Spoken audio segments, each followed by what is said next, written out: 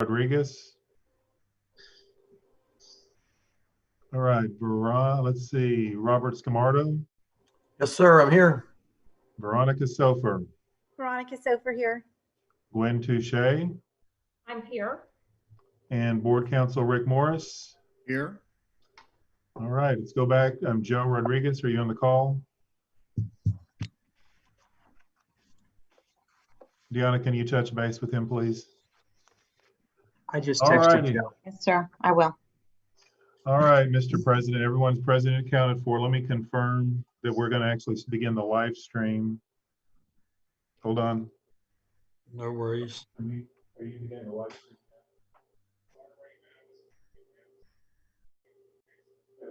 This is DNA Studios. You are live.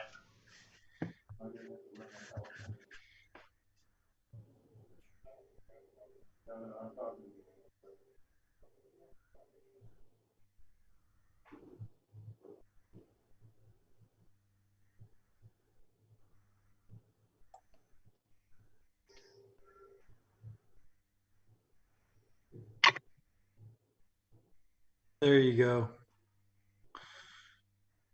Hey, Dr. Dupree, we have a live audio stream. Okay, Sam just texted me saying we're live.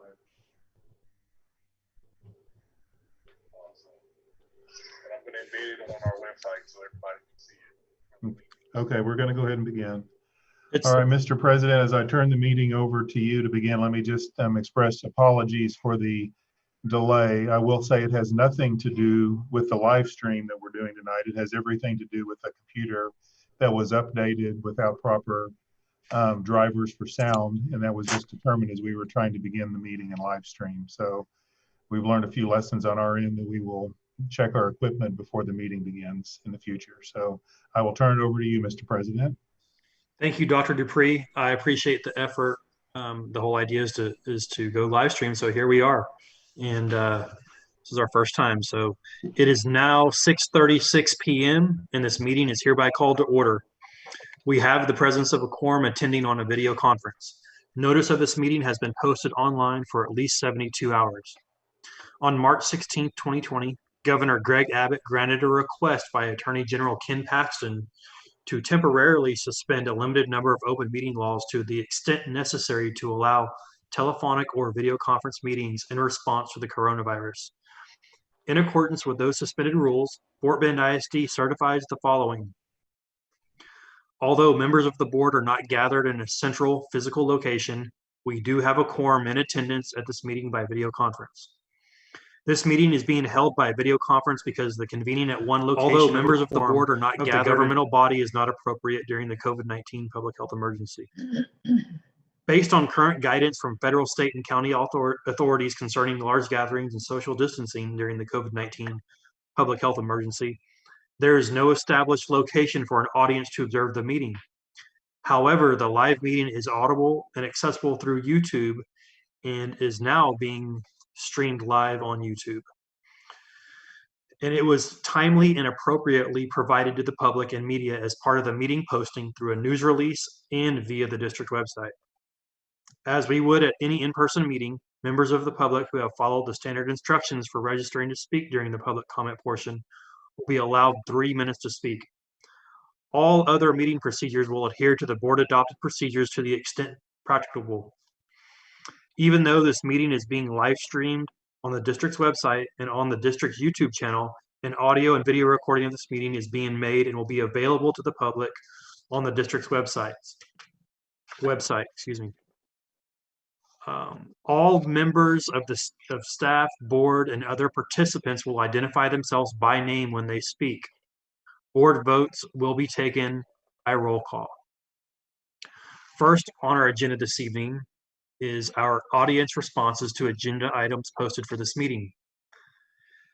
The board encourages and welcomes comments and input from our patrons, but we cannot respond, deliberate, or decide regarding any subject that is not included on the posted agenda. Please limit your comments to 3 minutes and please refrain from mentioning a student or employee's name when voicing a concern or complaint, as board policy provides alternative procedures through the grievance process, policies GF local and DGBA local. to seek resolution to complaints. I will read the name of the person registered to speak and share that they will have 3 minutes to make their comments. Mr. Rozier will unmute their phone line, which today we're being live streamed, so they will be unmuted. And once the speaker starts his or her comments, Mr. Rozier will announce when they have 30 seconds remaining.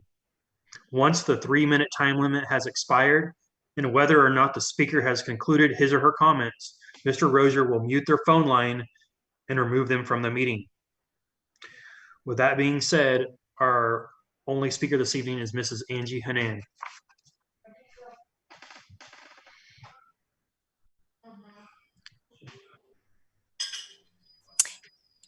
Is Mr. Roser going to let me know when he's timing? Mr. Rozier, can we get a confirmation?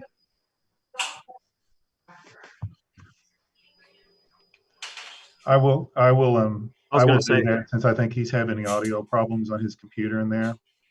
let me do it, Dr. Dupree. I got it here. Okay. Go, go ahead. Mr. Rosenthal. I don't have Mr. my there. Hang on, let me set my timer.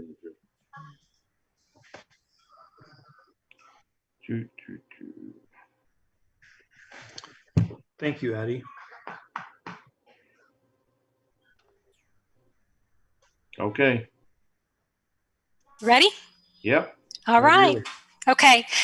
Board President Burdine, members of the board, Dr. Dupree. My name is Angie Hannon, and tonight I want to extend my thanks to the Board of Trustees and Dr. Dupree for their leadership during this stressful time.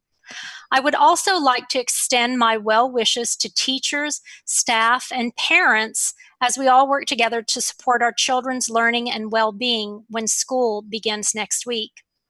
This evening, I'm here to address policy ED and EIC local. I appreciate administration's prompt response to follow TEA's guidance in the 2020 Accountability Manual and to rectify district policy regarding accountability. For students who attend programs of choice, such as an academy, state assessment results and graduation rates must be attributed to the campus where the student receives instruction. Although the state has made it clear where accountability resides, how districts assign class rank remains a local decision. I respectfully ask the board to reconsider EIC local that ties class rank to zoned campuses rather than the campus of instruction for students in programs of choice. Every child is more than a number on a ranking system. They are members of their high school volleyball team or academic UIL team. They are band or orchestra members. They are someone's study partner. They are someone's inspiration to be more than they thought they could be. They are someone's confidant. These children join their peers every day as collaborative members in their classes, in their social group, and during, before, and after school activities. My soon-to-be Dulles High School freshman is not attending a program of choice, but I know she will engage with students who are zoned to Dulles and those who are not. I know she will value her peers regardless of which program they are in. I know I will value the parents regardless of where they live. By telling a child who chooses a program of choice that they will be ranked with students on a campus where they have never attended says to a child, we do not value you. As you reach the pinnacle of your high school career, we do not completely and unequivocally value the investment you have made in your campus or in yourself. Please value every child. Work with me and work with other stakeholders across this state to make the path to college a more inclusive one that does not pit zone students against students who reside elsewhere. Use your voices to initiate a conversation at the state level to reevaluate class rank and the top 10% rule. Until changes at the state level can be made, please show the class of 2024 and beyond that you value them all. Please allow children attending programs of choice to be ranked on the campus where they attend, regardless of where they are zoned. Thank you for listening to my plea. I am grateful to be heard. Have a good evening. Thank you for being with us this evening. You're welcome. Next on our agenda is information items. First being our update on response to the COVID-19 pandemic, Dr. Dupree. I mean, 1 second, please. I'll be right back to you. I got to deal with one quick thing. No worries.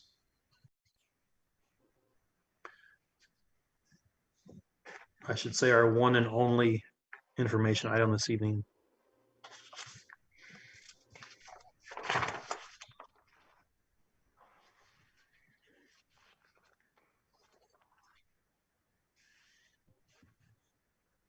All right, I apologize for that, and my heart is still racing from all this excitement going on around here, so I'll try to maintain an appropriately calm and professional demeanor for this report.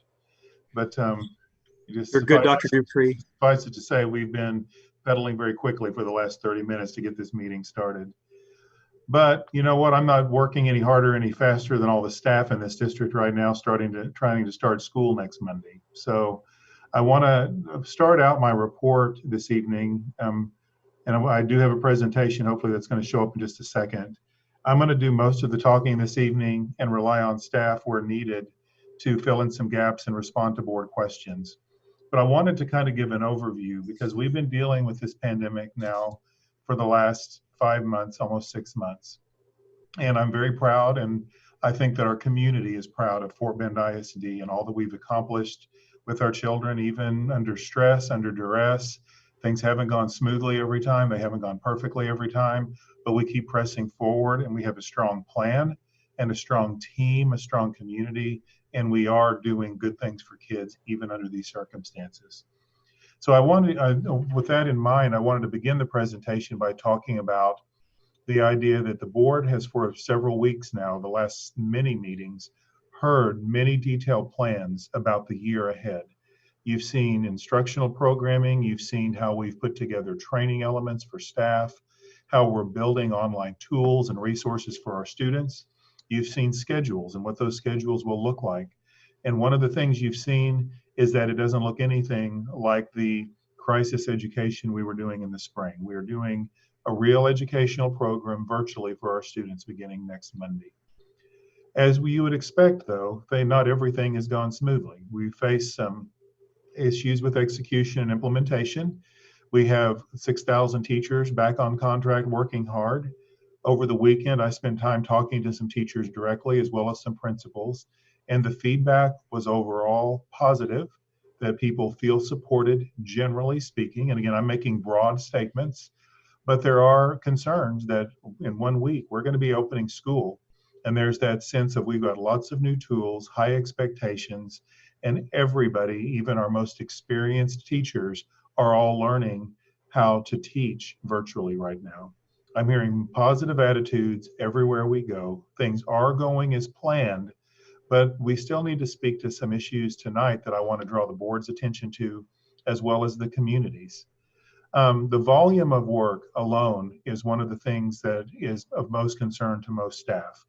When I've asked several about the idea, do they have enough time? The answer is they have time, but they're going to be working long hours this week to make it happen.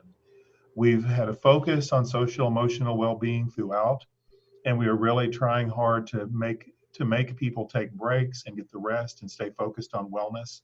But the reality is right now we are in that sprint, that crunch mode to really learn all we can to execute with fidelity come next Monday. We know that when Monday comes, we have teachers that are going to be engaging students and building positive relationships, and they're going to be working diligently to get right into the curriculum as soon as they can next week. But we know there's still going to be some learning with students, parents, and teachers in using all the tools that are available to them.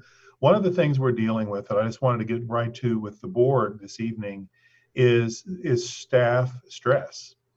One of the things we're finding is through various surveys this summer, including one during July, and now with principals and all of us checking in with staff, we're still finding a large number of staff members, including a significant number of teachers, probably 50% or more of our teachers, who are reluctant to return to campus for fear of being exposed to the virus. We have many teachers who have stepped up and they have been noble and they're ready to get back, and their fear may not be as great. They were willing to take the risk. But what some of our staff is finding is that the isolation of being at home, quarantined, if you will, for so long, combined with the fear of being back in the workplace, has sent many staff members home on the same day they reported to work. and they're shared they just can't come back right now. These are realistic fears. You know, in many ways, our staff is no different than any other organization, but in other ways, they are different. You know, we're reflecting all of the same fear and anxiety that's reflected in society right now. And that's coming from a number of sources, of course. Some of it most personally to when people know someone in their family or a close friend that has contracted the virus, had a bad experience, or perhaps they even know someone who's passed away from the virus. And so all of this is playing out in our district. And as a reminder, we are the largest employer in Fort Bend County with over 11,000 employees. So we have a team that's dedicated to the task. But I need our community to understand no matter how much we all long and desire, just like our kids and their parents, to have our kids back in school on a normal basis, if you will, it's very challenging to make that reality happen right now because we are trying to navigate all of the different relationships and anxieties and all the different dynamics at play among our staff and in our community. Because as you know, we also had a significant number, over 50% of our parents express reluctance to send children back into the classroom. So we are beginning online, as you know, next Monday. And come Monday, students will be required to be in school. Compulsory attendance is in effect. They'll be required to participate in school activities every single day. And so we've been trying to get the word out, communicating, and really trying to get everything ready to support our students. So with that in mind, let me just kind of begin going through the primary topics I wanted to speak with you this evening. So Gary, if you'll advance the slide, please. I want to touch base on enrollment and technology devices. I want to talk about the learning centers, our special education services that we're providing, as well as our ISD learning plan for synchronous and asynchronous learning that have to be submitted to the state. And then we'll wrap up with kind of next steps for where we're going in the coming weeks. First thing I want to talk about is enrollment. We opened a couple of weeks ago, we opened online enrollment verification for all families in our community to enroll and verify all the information about their students. As of last week, when verification closed on the 3rd of August, and I'm going to come back to that, we closed it on the 3rd because we needed to just kind of clear the system, get all the students to be accounted for, and know how many students we were missing so we would know which students to pursue. But as of last week, midnight on the 3rd, we had 61,141 verified students. We have a total of 75,481 that are enrolled. So that means 83.23% completed the online verification. Through that process, nearly 21,000 students requested laptops and nearly 3,200 students requested iPads and 4,700 students requested hotspots. That's important because this is a significant part of our effort to make sure all students have access to learning. We're not doing a one-to-one distribution in Fort Bend. We are doing what we call a one-to-need. That means many students have their own devices, but others are being provided devices by the district. I wanted to look at this information another way because we do have hotspots. Gary, if you would move to the next slide, please. We do have many students that are not accounted for yet. And I wanted just to kind of indicate to the board that out of the 75,000, 61.1 are accounted for. And you can see, if you look at the far right column, that in most, we have some campuses that are 89%, 85%, 87%, but we also have some that are such as Willow Ridge High School, that's at 63%. Marshall is at 71%. So we are actively this week beginning to pursue actually we started last week because the campuses are in the process of going and finding and reaching out to every one of the students that are enrolled because we need to make sure we have them on our list and verified by the time school starts on Monday. Now, that is our goal. We know it's a lofty goal, but we do think it's critical that we make direct contact. Last week, campuses distributed devices to students who needed them. So students who indicated that need, many of our campuses began that distribution last week, and that will be ongoing. But by doing the online enrollment and by using a campus level distribution of devices instead of a district level distribution of devices, we found that is going very smoothly to meet those students' needs.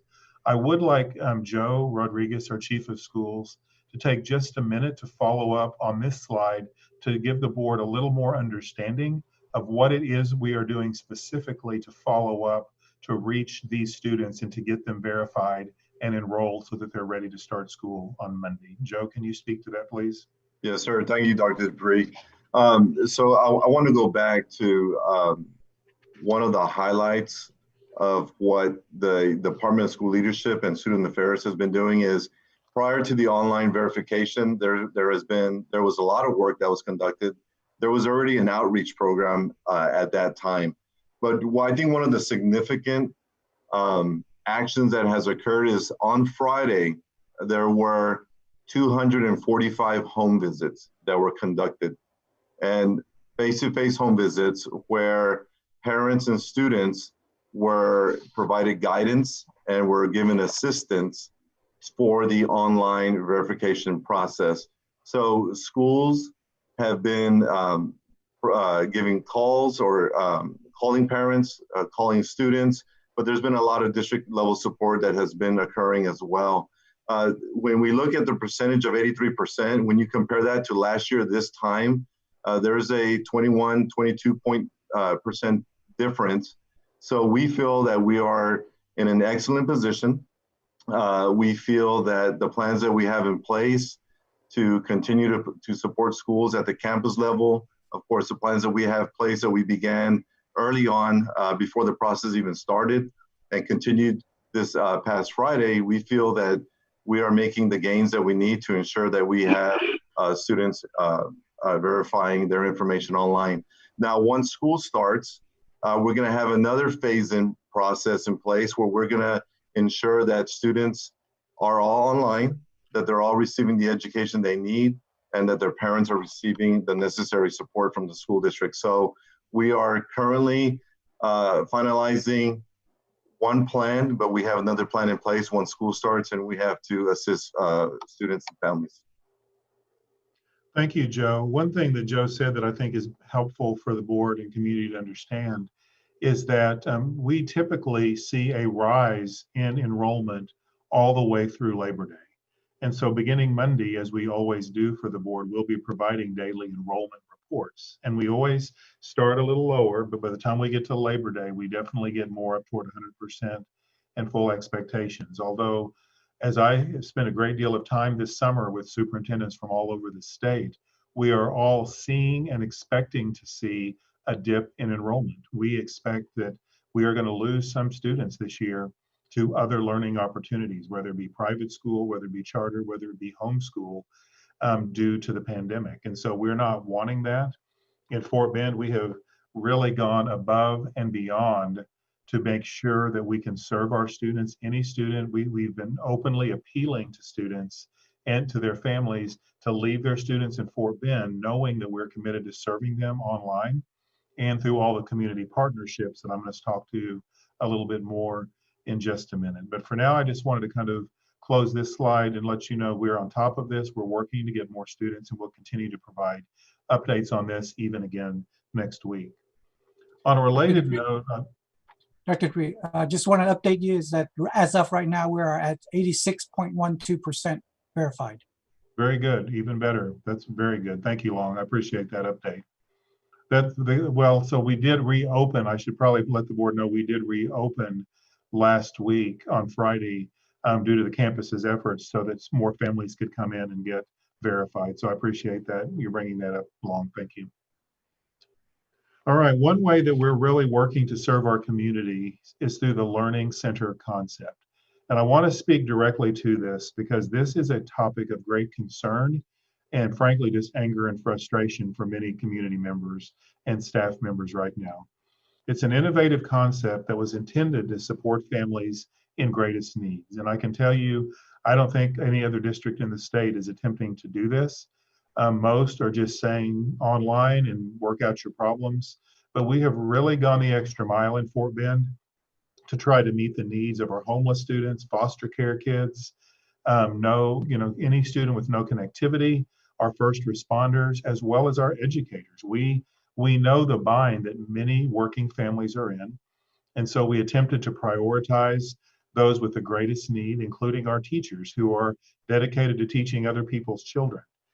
But what happened when so let me go back. So we are planning to open the elementary learning centers on August the 19th and the secondary on August the 24th. We changed the dates late last week because the volume of those interested was overwhelming. As you can see on this slide that's in front of you, we had over 15,000 families or individual students request services. Now, we were very clear when they did the forms in the online enrollment and the online verification that we were going to prioritize. And many families, they clicked all the boxes. So we were very, very careful to go back, and for the last week, we have been verifying one by one each of the students. And what we found is out of the 15,000 or 15,600 that applied, we found 2,600 that were not eligible. That means we had over almost 13,000 eligible students based on the qualifications that we set forth. That was overwhelmingly more than we ever imagined would request the services. We are dedicated, we're working diligently right now to stand up 11 centers at the elementary where we can serve at least 100 in each center. But as you can see, out of the 6,800 that qualified, that are eligible, we still have 5,700 on the wait list. Now this was frustrating for me, honestly. It's frustrating for all of us because we really want to provide this service. We want our families and our teachers and everyone to know we care deeply. We want to assist them. But we're in a position where we're going to be able to open with 1,100 seats. And unfortunately, last week, those who are on the waiting list but still eligible, they got a letter, and I realized one of our communication lacked an important element because we did not make it clear that they were eligible but on a waiting list due to staffing and space constraints. And I think had we done that and made it more clear that they are eligible, we want to serve them, but there were some constraints, I don't think the anger and frustration would be so high. But I think some of our teachers and staff felt like there was a disconnect because we said you're a priority, that you are eligible, but then they got a letter saying they were not. So I think there was a little confusion around that. So we're working this week to rectify that situation, remedy that communication gap, to let folks know we're going to do everything we can to continue to run the program for as long as we need to while we're operating online. And we're going to try to stand up more schools, but we can only do so much at a time. And so right now what we're doing is at the elementary, our extended learning staff. What's that? Sorry. Our extended learning staff is working 24/7 to hire and staff these positions. We are also, our HR team is pulling the extra load by working with any eligible person who would otherwise be idle, whether they be cafeteria workers, whether they be bus drivers, whether they be substitute teachers. We're availing ourselves of every possible pool of individual that would be qualified. And I want to address that because I've heard that some staff members have been somewhat disparaging and discounting of saying, well, so who do you want monitoring your child? They're just going to put anybody in those rooms. So I want to make sure that people understand we're not just putting anybody in those rooms. We have many well-qualified people who may have retired from professional jobs or other opportunities. They have experience working with children in an aide role or in a bus driver role, and they're very effective in leading children and supervising children. And they can be very effective in this role of monitoring our learning center rooms. And so we want to avail ourselves of any possible staff member who could help us with this. And so we're doing that. Again, we're using the subs, and but it's just it's slow right now. But our goal is to get as many of the 5,700 at the elementary served that we possibly can. I don't think it's realistic to expect where we're going to be able to serve all of them, but we do want to serve as many as we can. The secondary learning centers are going to be staffed a little differently. We're using staff at the secondary level, such as ISS monitors, athletic coordinators, some of the jobs that do not necessarily have a full-time teaching role. We want to get those adults again in these rooms. And again, we're hiring individuals from a variety of pools, including the community, to assist in these areas. The other thing we're doing that I want to make sure our community is well aware of is we are running our own learning centers, but at this point, we also have 44 private daycare centers, pre-K and child care centers that host students. And those 44 those private entities have already gone through our training for monitoring as they're a learning center in their space. We're also working with faith-based entities in nonprofits, such as the Boys and Girls Clubs, local churches, that they're going to open learning centers, and we are training their staff. So that we are truly living our goal of collaborative communities in the way that we are training so many people. I even heard today, I think some HOAs may be opening some of their community centers for children to host and be educated in supervised places in their neighborhoods. So we are working to support anyone we possibly can that would be working with our children. So I feel positive about that. And I just got a note that we're actually up to 50 childcare centers. So I just want to, all of this information, everybody who's been trained by us is on our website. So if anyone is looking for care, you can check out these organizations that we have trained, and I'm sure they'll be happy to. We're not making the actual arrangement or placement, but we're just listing all the community-based organizations and all the private organizations that we have trained. But I want to again reassure our staff and our community. As superintendent, I'm disappointed we can't serve everybody, and I just ask for your patience as we continue to move forward with this. I do know for many it caused a stress in a spike in their stress levels last week to find out their children were not going to be able to be in a learning center. So we're just going to ask them to continue to be as patient with us as possible as we move forward. The other major area that we're addressing right now that's raising some concern in the community is special education services. This is another area where we in Fort Bend kind of stepped out bigger and bolder than most other districts, honestly. We said early on when we were online, we were still going to have special education students in our buildings for those who needed it. And I think our team has done a remarkable job of making that happen. But here's our reality. As I addressed earlier, we've got a lot of children who need their needs met in a face-to-face special education environment, but we do not have teacher availability or in many cases classroom aid availability to meet all of those needs. If you look at the numbers on the slide in front of you, you can see at the elementary level, we have a total of 4,000 special education students. Now that includes everything from speech to resource, some of the less intense programs, to the more intense and extreme, heavier programs as well. But what our team did is they worked to identify out of those 4,000 through very careful screening and very careful analysis of individual education plans.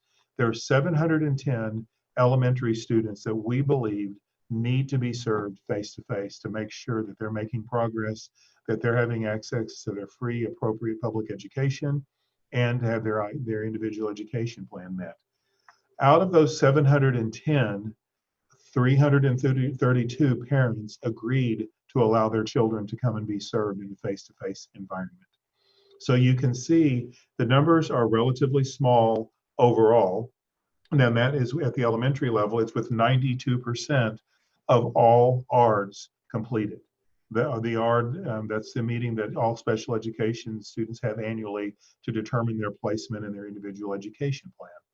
So we're nearly complete. We're expecting to serve a little over 300 students face-to-face, but we are still facing challenges staffing those classrooms due to teacher anxiety about returning to work in a face-to-face environment.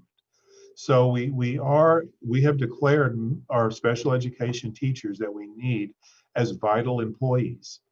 Now, some have expressed concern about that because they feel like we're attempting to force them and force their hand and put them in an unsafe environment.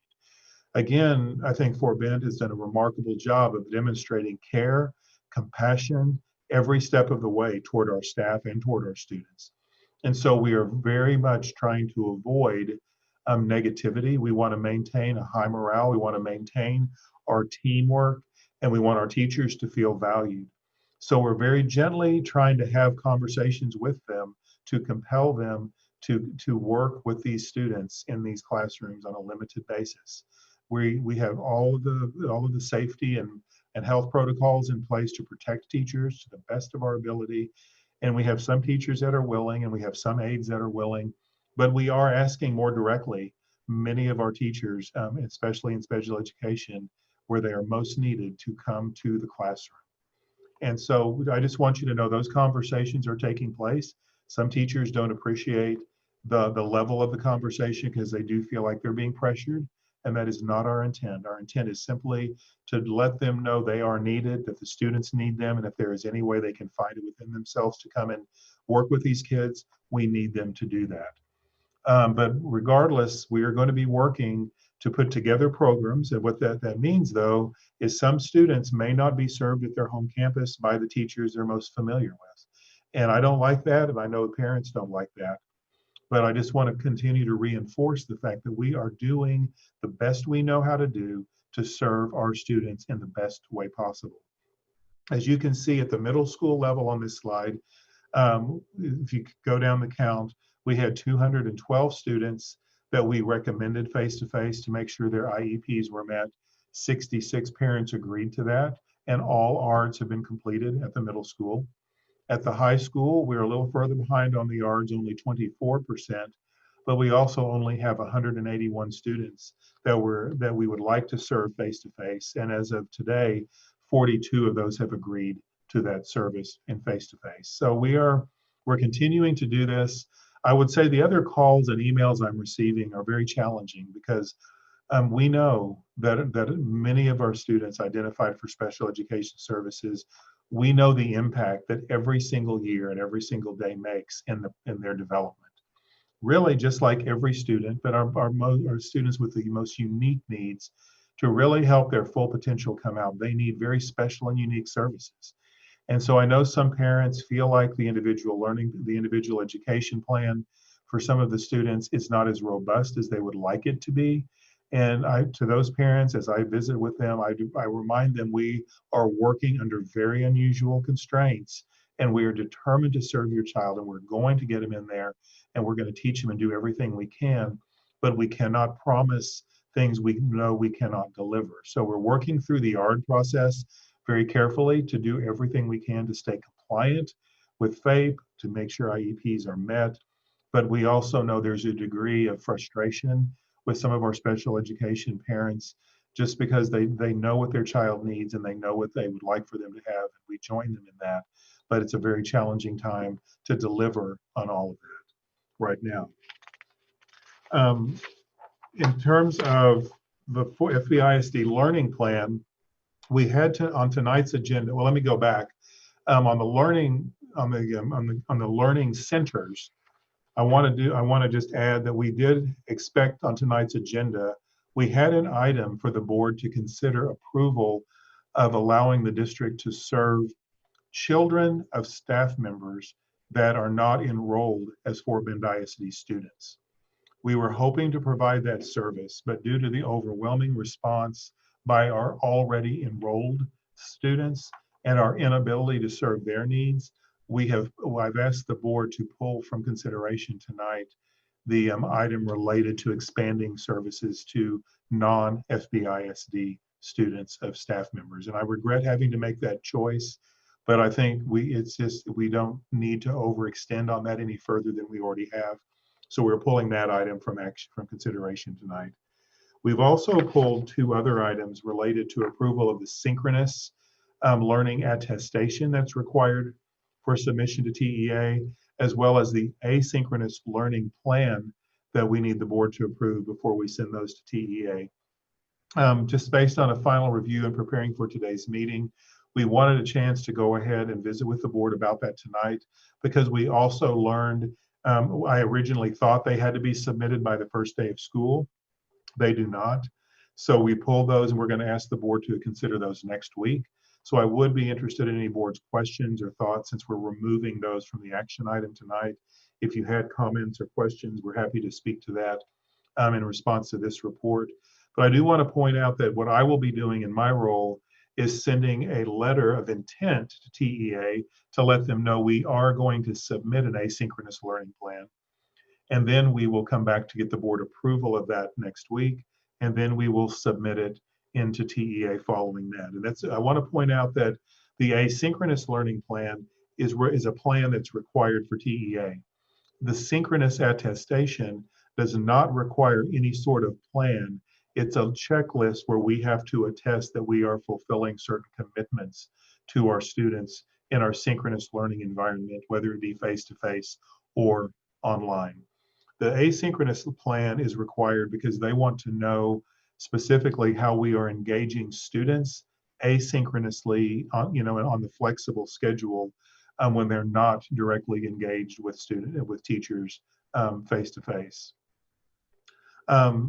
Key considerations: the state attendance, progress monitoring, and funding are all based on these plans. In the PK2 grade level, they are only using asynchronous learning. We're going to get funded for asynchronous only because TEA does not want us having the youngest children sitting in front of computers for hours to get the hours required for synchronous learning. And then, as I mentioned, the attestation of synchronous is what's required for us to get funding. So again, we'll be back next Monday seeking board approval on those plans. So to kind of conclude my section, my report this evening, next week it's going to be a big meeting. Well, Monday's a big day. It's the first day of school. And I just think it would be appropriate for me to share with the board, and I think some teachers would be interested to know that as of yesterday, I'm in the same boat with many of our working parents, because my 8-year-old grandson came to stay with us for a few weeks. So he starts school in a different district on Thursday, but I've been in the process of talking to his teachers and getting his logins and getting everything set up to help his mom and get him ready to get going in school. So I'm kind of living this experience with some of our other working parents right now. And so I will tell you, it is a very unique experience, and it reinforces my commitment to make sure we do everything we can as smoothly as we can to help our children and their families have a smooth start to the school year. Next Monday, we've got the regular meeting for August. We're going to ask you to consider approval of the synchronous and asynchronous learning plan. We're going to give you an update and a review of the pandemic management plan. This is the list, the matrix we're putting together of the triggers, the metrics, the measuring points we're going to use to determine whether we are doing online or face-to-face or a combination of all of those two learning methods in our district. The team has done a remarkable job of developing this plan. It's got, the green, yellow, red. It's got all the matrix. It's got responses to the various levels. So I'm very excited about getting that to the board and sharing that publicly and getting your feedback at next Monday's meeting. We'll also begin the conversation in relationship to the pandemic management plan. We'll do a brief conversation on kind of our transition to face-to-face learning, when that should occur, right? We don't know today when it's going to occur, but we want to start talking about when the indicators say it's time to begin that, what the process will look like. And then we'll also provide another verification of enrollment update at next week's meeting.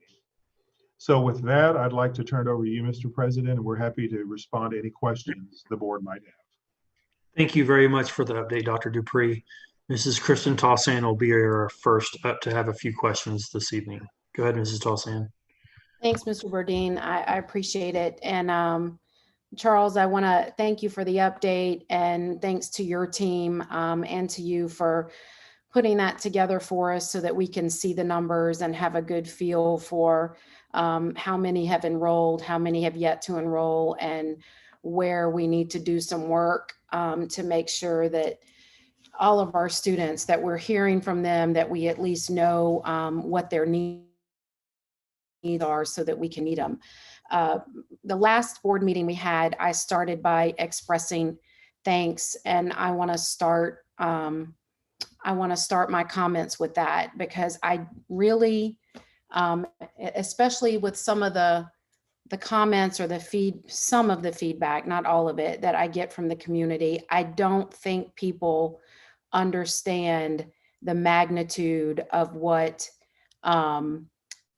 you and your team and our principals and our campus administrators and our teachers and everyone in the Fort Bend ISD team is having to do right now to get ready for this undertaking that's going to happen on Monday.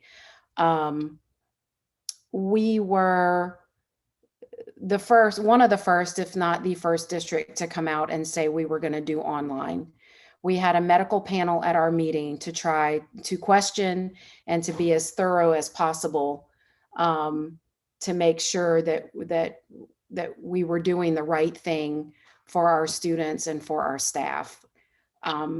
None of us took this lightly. I certainly didn't, having to at least start online. We have a community and maybe a state and maybe a nation that is split almost down the middle with how we should be doing things. Some think we should go back face to face. Some think we should be 100% online. Some parents want choice, which I would certainly be the first one to want to give them, if that were at all possible, from the feedback and the advice we've been given. And it's certainly something that we want to phase into, as we've said many, many times at our board meetings this summer. But I don't think people realize what it has taken to get something like this up and running. And so I want to thank you. I want to thank everyone listening, and even those who maybe aren't listening, who listen later, for that.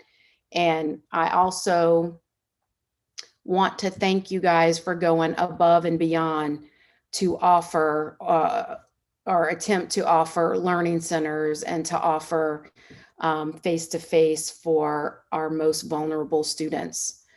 No other district has done that. And maybe the reason they haven't is because of the challenges that you guys have met along or have faced along the way, because it's going to take a lot of work, and it takes a staff that's willing to show up and to have face-to-face learning for these kiddos. And so I know it's been a challenge, but I think it was a lofty goal. And I appreciate that this district has been a leader in that area, as we have in other areas. And so I applaud you guys for working through that. And I know it's not at the level that we wanted to be able to offer it. And I know it's not at the level that many parents would like for us to be able to offer it. So as a trustee who bears the burden of some of these decisions, I would ask for patience from our parents and some understanding as we try to work through all of this. And with our goal always being getting your kids back to school. That's our goal, I believe, and just as quickly as we possibly can. So I wanted to put that out there. I would also, I've always advocated for teachers. I think that's been obvious, whether at the local, state, or federal level, and I will continue to advocate for teachers. I will always advocate for teachers. And I've also been an advocate for all of our students, but particularly our populations who are most vulnerable, our special education students, our at-risk students. And I'm very torn because I know that there are students who simply can't do without, they just can't do without that face-to-face learning. I have one of them in my house. I know a lot of parents who have students in their homes, whether it's our special ed students or those students who are really in need of the learning centers because they're homeless or because they're in foster care. And I know it's a scary time, and it's a scary time in our house because, you know, my daughter's vulnerable and has low immune system, and my grandmother is, and my mother is, and I think we, you know, many of us know people who've had it or who have died from it, or who, and it can be very scary. But, you know, as a board member and a leader in this district, I'm asking those teachers who don't have pre-existing conditions, to do what you can to help these kids. I know it's a scary time, and I'm committed. I know Dr. Dupree is committed. I know this board is committed to making sure that we have the safest environment possible. And I just know that these kids need you, and they need you all the time, but they need you now more than ever. And so if it's at all possible, for those who can, I'm hoping that we can get teachers who are willing to teach face to face. One of my questions, Dr. Dupree, we've had some community members ask about the learning centers and how we prioritize students for those learning centers. And I know you talked a little bit about that in the update, and clearly the numbers show that we had an overwhelming response for need, and we're just not able to meet that. Can you talk a little bit about how the students were prioritized based on need, and help our community to understand kind of how you guys went through that vetting process? Yes, ma'am. I'll get started, and I'll ask Dr. Anthony Delicato to follow up with maybe a few more details. I think the important thing to notice is, as I showed on the slide, is this: if I speak only to the elementary, we had 68, almost 6,900 eligible students that fit into the priority categories. So that made it even more challenging to place students. Anthony, would you mind sharing a little bit more about how we ended up determining which students got accepted into a seat and which ones got placed on the waiting list of the eligible students? Yes, sir. We focused with, of course, verifying and vetting all those that had checked that they were in one of those priority categories, and so some were not. But we had a pretty, tight process to make sure that those that were indeed meeting one of those, at least one of those four categories, at that point were considered. And from that point, Kelly Keegan and her team then prioritized to fill those seats. Again, we have 11 learning centers. We're trying to cap those at 100 seats per building just to make sure we can safely social distance everyone. So that's where the 1,100 we're at now. Kelly could probably talk a little bit further about any other vetting processes from there. I know we really tried to make sure that we made, no one was able to get a seat that was not in one of those priority tiers. Kelly, is there anything else you care to add? Kelly's our Director of Extended Learning. She's on the call as well. As I do, Kelly and Anthony, what I hear Ms. Tassan asking is, among the eligible, how did we determine which ones actually got a seat? Right. Yep. So I know we took into consideration the information that we had, and then also when they applied. So we had a process when that is, involving that as well. Kelly, would you Kelly, like to speak to that, please? Kelly, could you speak? Yeah. Yes. So for the we have, like we said, the priority groups that we had, when that information was coming in through Family Access through the enrollment form, that information is also time and date stamped. And so we're able to look at the priority. We went through and vetted that list in terms of the role that they had, as well as their essential worker status. And so as we were actually going through and looking to see when things were coming in, we were assessing the need by feeder pattern and by campus. And then we're going in and plugging in based on the time that the applications were submitted through that readiness form. So we gave some priority to when they applied. First come, first serve, so to speak. Yes, and because once it got to within the roles, we had to have some way to differentiate certain district staff from others. So have we ensured, give me an idea, have we ensured that every student who's designated homeless has a spot? There has been conversations about that, and I've been working with that team. There has been very little interest that has been expressed at this time, but we do have a daily communication in terms of those students that apply that are listed as homeless status or as foster care students. And so when we get that there's a comparison between the list of what we have from the district. The applications are currently coming in for all of those. And comparing that with what we have listed from the readiness form that parents responded to. So go ahead, Anthony. Well, I was just going to add that, as I was saying, we do have the lists of last year, the students that are homeless and foster. And so we have an idea, knowing that those conditions likely haven't changed exponentially from the end of last year to now. So we are working to make sure we have spaces for those students while the federal and state programs team goes through the formal application process. We are making sure that we have those seats available both at the elementary and the secondary level. And of course, working with our transportation department as well to be able to support those students.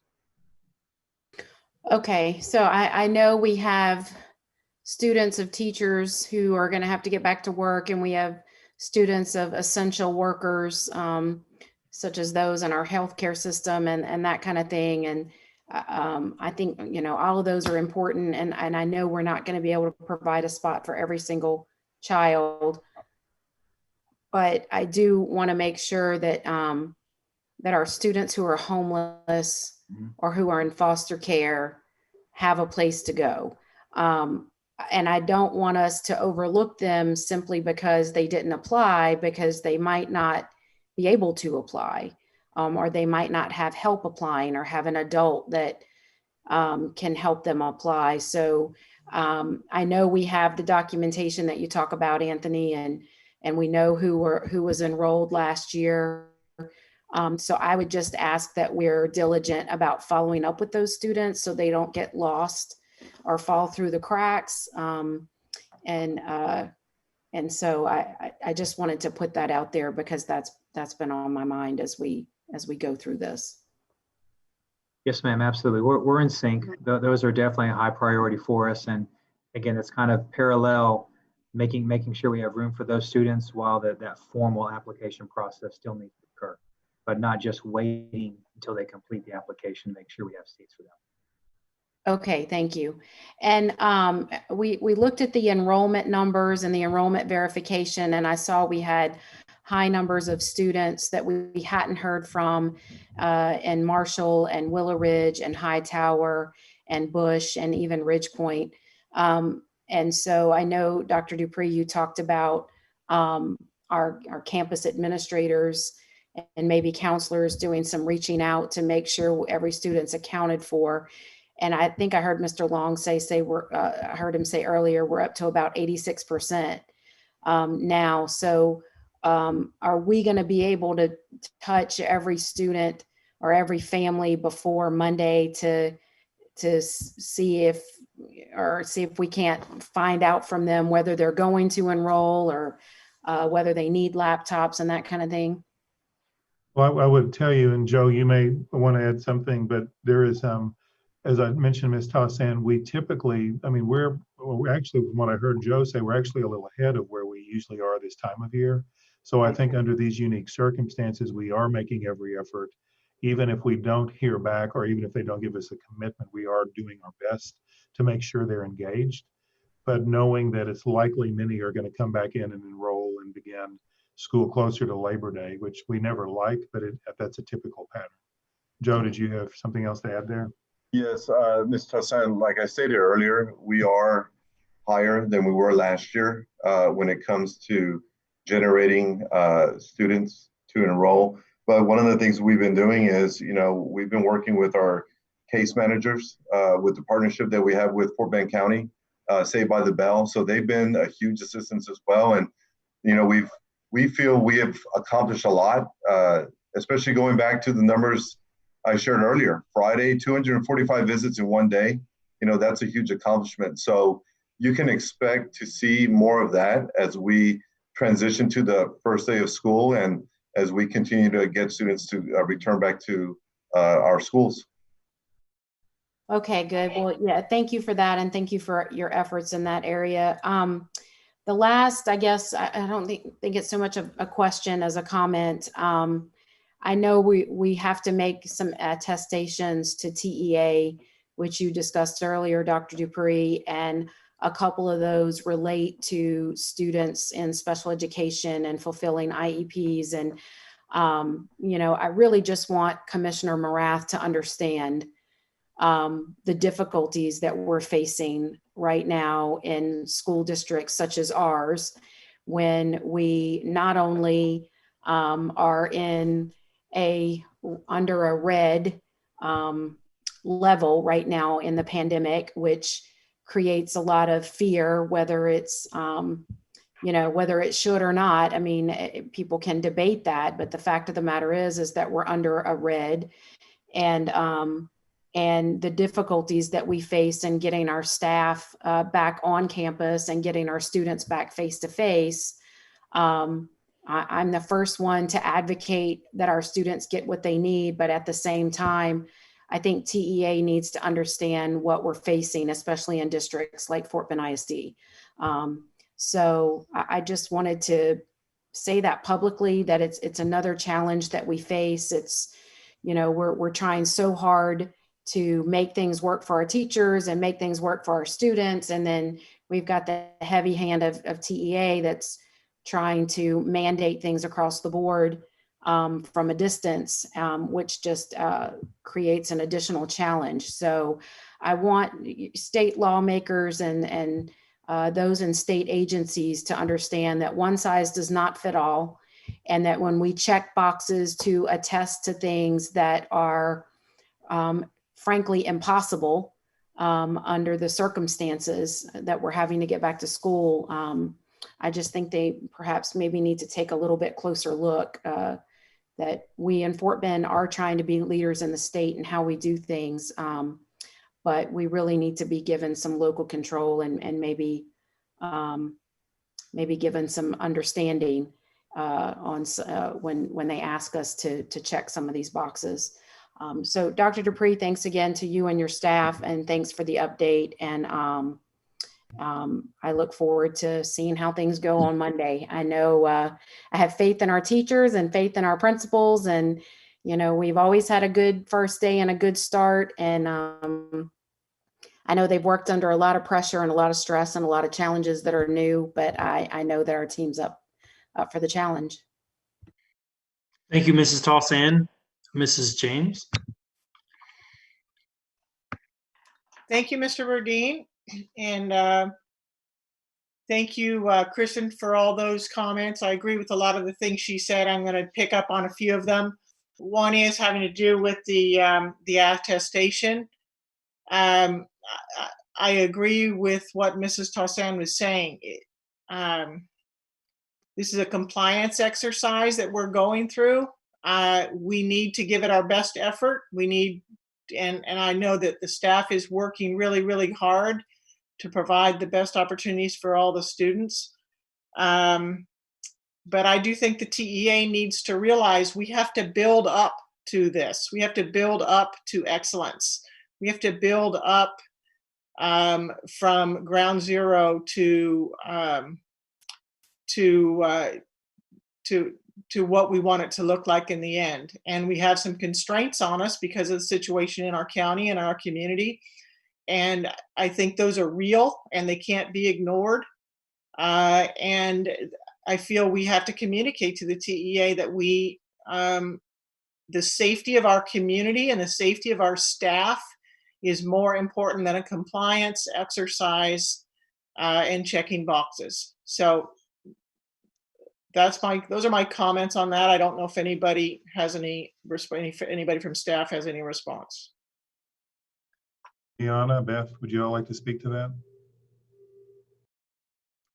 Ms. Williams, would you like to address that? Stephanie? Yes, thank you, Deanna. Ms. James, I do agree that the attestation and the plan that are requested by TEA are compliance efforts, much like the district improvement plan has compliance criteria. What I would want to point out is that what is being sent to them does meet the rubric that they have requested.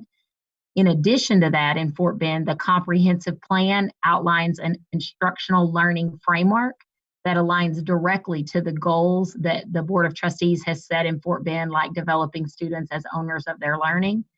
And the work that we're doing with teachers, while it will take time to transition into the online environment, will support instructional strategies around formative assessment and developing student ownership. And that framework is outlined in the comprehensive plan and the training that our teachers are getting, along with progressive monitoring protocols, just starting with getting teachers into the system and transitioning their instructional expectations into an online environment. But while TEA is requesting the what, that compliance piece, as always in Fort Bend, the how is clearly defined by our board goals and our instructional priorities within the curriculum. Thank you, Mrs. Williams. I appreciate that. And I appreciate the hard work that's going into the how.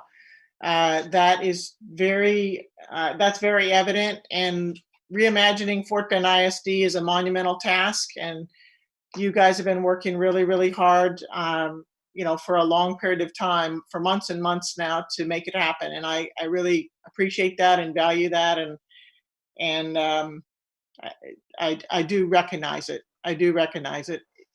It's just those types of forms cause me annoyance when it says, well, are you doing this? Yes or no? And the reality is, okay, well, just check yes, but it's meaningless because it's what's behind it that matters, I guess. And so anyhow, that's my comment on that. And I really do appreciate all the work that's going on. I think that the learning centers are a great idea, and I'm glad to hear of our innovative effort in that. And I recognize we're going to have to, and I guess I've gathered over the last couple of weeks even that the effort to staff those and the creative ways that we are going about it has just grown and grown. And we've used a lot of innovative thinking and creativity to find solutions for the staffing. And I think that's really terrific. And I appreciate that. And I want to, those are the things that I want to hold on to as we're making the difficult decisions, because what Mrs. Talsan alluded to, and several of you staff members have alluded, Dr. Dupree did as well. We didn't allude to it. You'd flat out said, we cannot serve all the students who wish to be served in our learning centers, in our special education face-to-face, in really any of the environments, in those two environments in particular. We just can't meet the need. We don't have the staff that's willing to meet that need. And I respect that. I respect those staff members who say, I don't feel safe. I don't feel comfortable. I don't understand. I don't know what's going to happen. There's too much uncertainty. I respect those people who say that. And I agree with Mrs. Talsan. For those that can, if you're available, if you can, please come. Please help us, because we want every child to have the best opportunity and the best education. But then on the other side of that, we have a commitment to we have a core belief and a commitment statement that says that we'll provide a safe, a positive culture and a safe working and learning environment. And there's some uncertainty in that, in the physical safety of our buildings. There's some uncertainty in the mental health and the mental wellness of people if they're working and they're afraid, or they're afraid of their environment, or they're afraid of the people that they're working with or that they're in the building with. And I respect that. And I respect the people. I just think it boils down to folks have to if they can show up, they need to show up. We need them. And I think we've clearly said tonight that we need everyone who can make it happen. I also, though, will say that just as a reminder, I listened to the leadership launch with Simon Sinek. I guess it was only 10 days ago. It seems like a month ago, but I think it was only 10 days.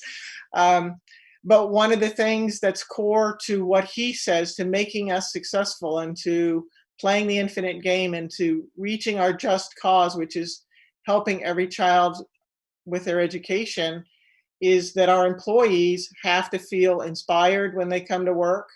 They've got to feel safe mentally and physically when they're there, and they've got to feel fulfilled when they leave. And that will help us to reach our goals. And I just think that we have to have the long view in this, and we have to build up trust, and we have to, if we have a small percentage of employees on certain campuses willing to come back, we have to build up trust on those campuses, and we have to show them how we are taking care of the building, how we're cleaning, how we're taking preventive measures, and then we just build the trust and have the long view, because we all want the same thing, but we can't do it without our staff really buying into it. We cannot succeed in transforming and reimagining Fort Bend ISD without our staff fully buying in. And if it's only a small percentage, then we work with those and we build up to it. And I guess that's my point. I have a specific question about special ed. I thought Mrs. Tossan would ask this, but she didn't. What percentage, I know you listed a chart of a certain number of students whose parents agreed to face-to-face learning, but I think someone said you weren't able to meet all those needs. What kind of percentage do we have there? What sort of numbers are we talking about? Are we close? Are we far apart? Dana, can you speak to that, please, Dr. Hill? Yes, Ms. James. We haven't been able to finalize that yet because we've just received all the information. And as you can see, most of the ARDs have been done for the students, for example, at the elementary that we're recommending face-to-face. So now that we have that data, now we'll be matching that up to, okay, here's how many kids we have, for example, whose parents, who we've recommended for face-to-face, whose parents want to send them by program.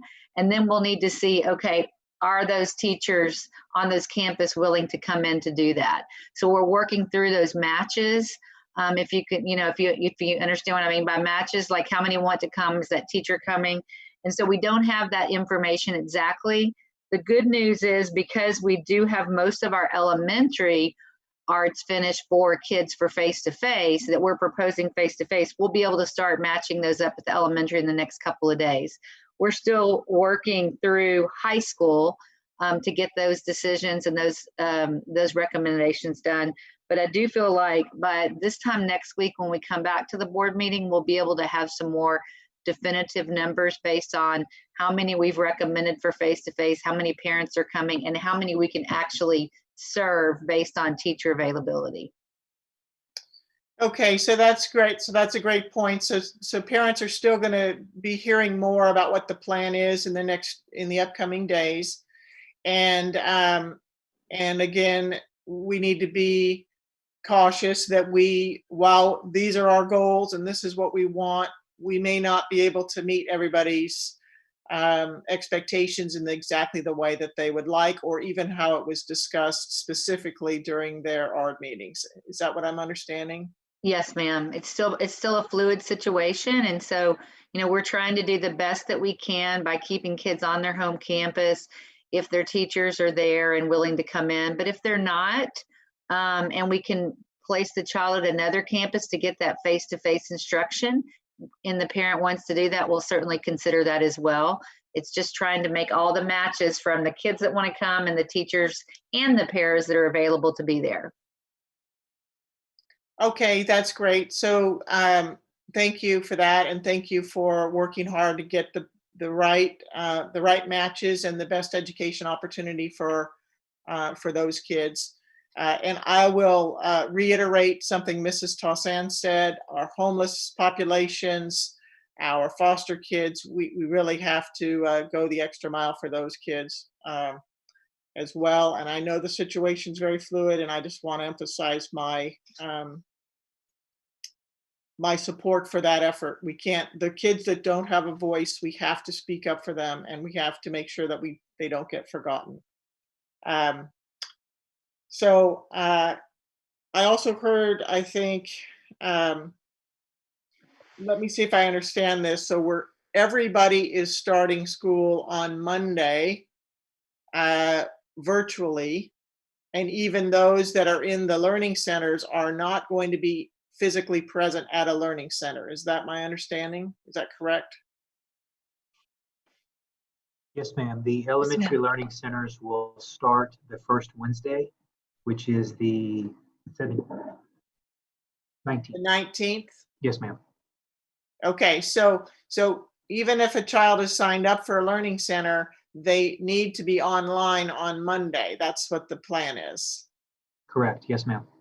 Okay, which should be no problem because we're distributing devices and so forth.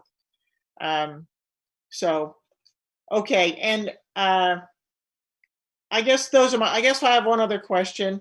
Mrs. Tossan kind of brought this to mind as well, because at our last meeting, we had a number of representatives from our medical advisory team at our meeting. Are we continuing to work with them, and are they continuing to give us advice about workplace safety and returning to the workplace? Yes, they are. And you're actually going to hear a more direct impact of their work next week, because they're also helping us develop the matrix that we plan to use with the triggers and those things. So we met with them last week to kind of review that. They've continued to give feedback on our wellness and our workplace well-being, like you mentioned. So yes, and we're actually going to, and we'll get into detail on this next week. We're actually expanding that task force to a degree as well, to include other voices other than just the healthcare individuals. Okay, well, that's great. And I am definitely interested in hearing about those triggers, because that, I think, when that framework comes out, I think it will provide a high degree of authenticity to our desire, what we're saying about safety, and this will give some authenticity and really some teeth to it. And I think that it will be a good demonstration to our staff and to the community about how seriously we take everyone's safety and well-being. So I'll look forward to that conversation. And once again, I just want to say thank you so much to everyone for your hard work. And this is not easy, and it's somewhat controversial. And I just appreciate everyone's efforts, and let's keep going. And it's not going to be perfect. It's not going to be everything we want it to be, but we'll scale up to it. We'll build trust. We'll get it going. We'll get started, and then we'll build up to what our vision for it all really is. And I have confidence in the whole team that we can do that. So thank you very much. Thank you, Mrs. James. Mr. Rice, whenever you're ready, sir. Thank you, Mr. Burdine. Dr. Dupree, did I understand correctly that we've had 20,000 requests for laptops? Yes, sir. Long, can you speak to that specific number? But it's at least that, sir. Yes, sir. Together, well, iPads and laptops, we have requests at 23,774, sir, as of last night. And I know we handed out, so I guess I'm confused, because in the spring, I thought we handed out a computer or a laptop to any student who requested it. Yes, sir. And then that was only 7,000. Yes, sir. In the spring, what we did was we handed out to family, one laptop per family for every 3 students. This time, since we have a synchronous requirement of 4 hours minimum of instruction, then almost every student who needs one, we will try to provide one. So the students that got them last spring, do they still have them? Do we Yes, know sir. who they are? Most of them still have the laptops. We collected from graduating seniors as well as those students who withdrew from our district. So we need another 23,000? Yes, sir. And however, if they are requested a duplicate in terms of if they already have one that's tied to the student name in the Skyward, we only, we ask them to use that one instead of sending out a second one. Yeah. So do we have 23,000 or are we going to have to buy them? We do have 23,000, sir. We do. Yes, sir. As a matter of fact, our staff within the last 5 weeks, we gathered close to 44,877 devices, laptops and iPads. Okay. That's really the only question I have. Thank you. Thank you, sir. Thank you, Mr. Rice. Mr. Rosenthal.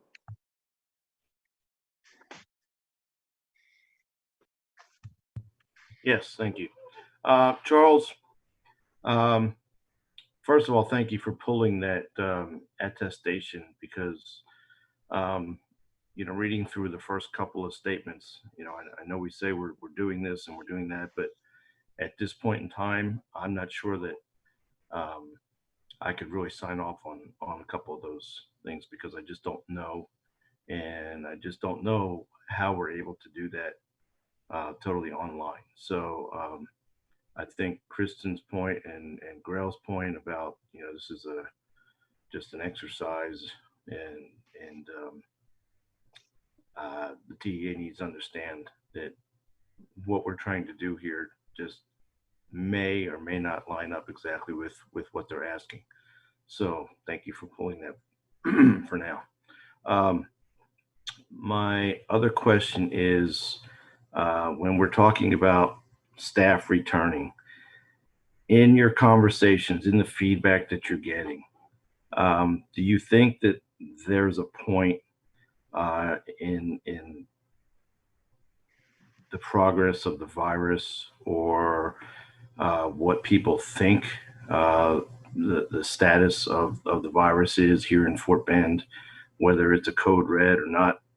What are the comments? What's the feedback you're receiving? And is there a point where you think people will start to feel more comfortable, staff will feel more comfortable in coming back into our buildings? Yes, sir. I'm going to be honest. I do believe there's going to be a point where that will take place.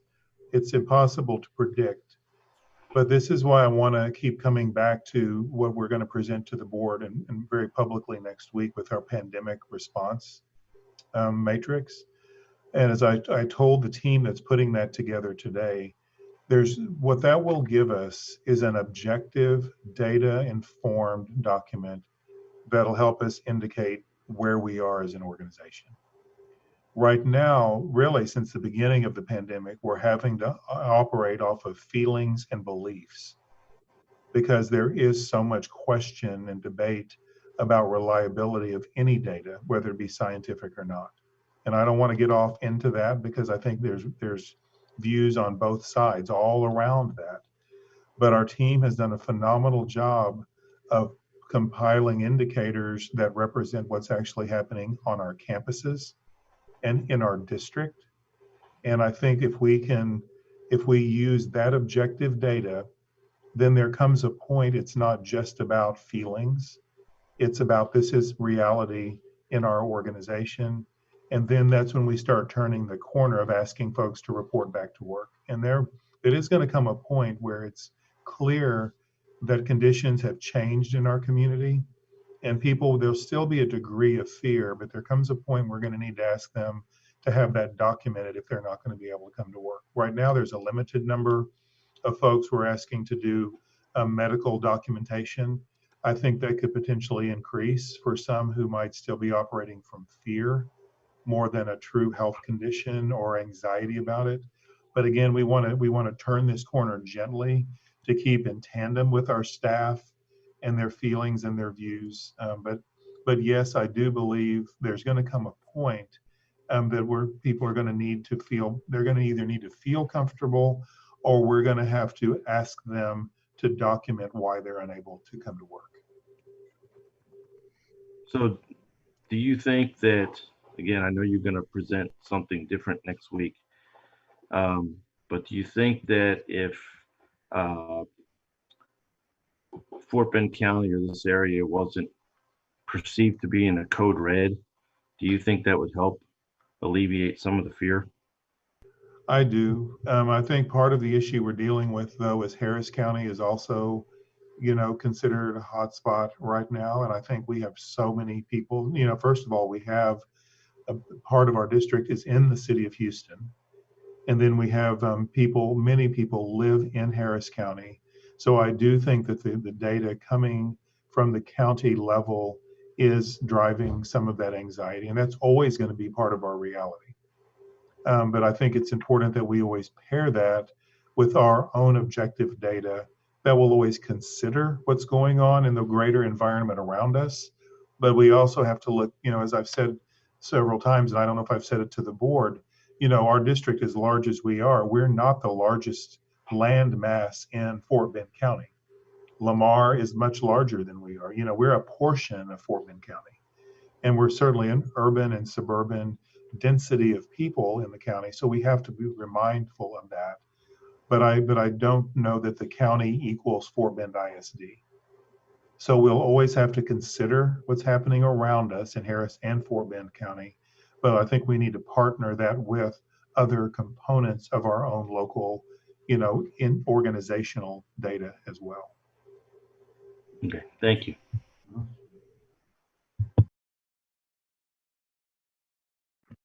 Thank you, Mr. Rosenthal.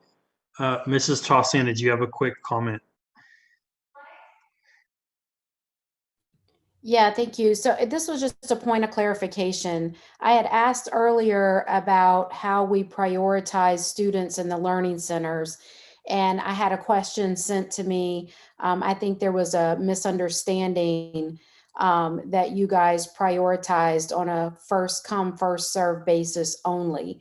But I thought what I heard was that you sorted them into groups based on maybe homelessness, foster care, child of an employee, child of an essential worker, and then within those groups, they were prioritized on first come, first serve. But that didn't mean that you filled the centers strictly on a first come, first serve basis. Is that correct? Yes, ma'am, Ms. Dalsan, that is correct.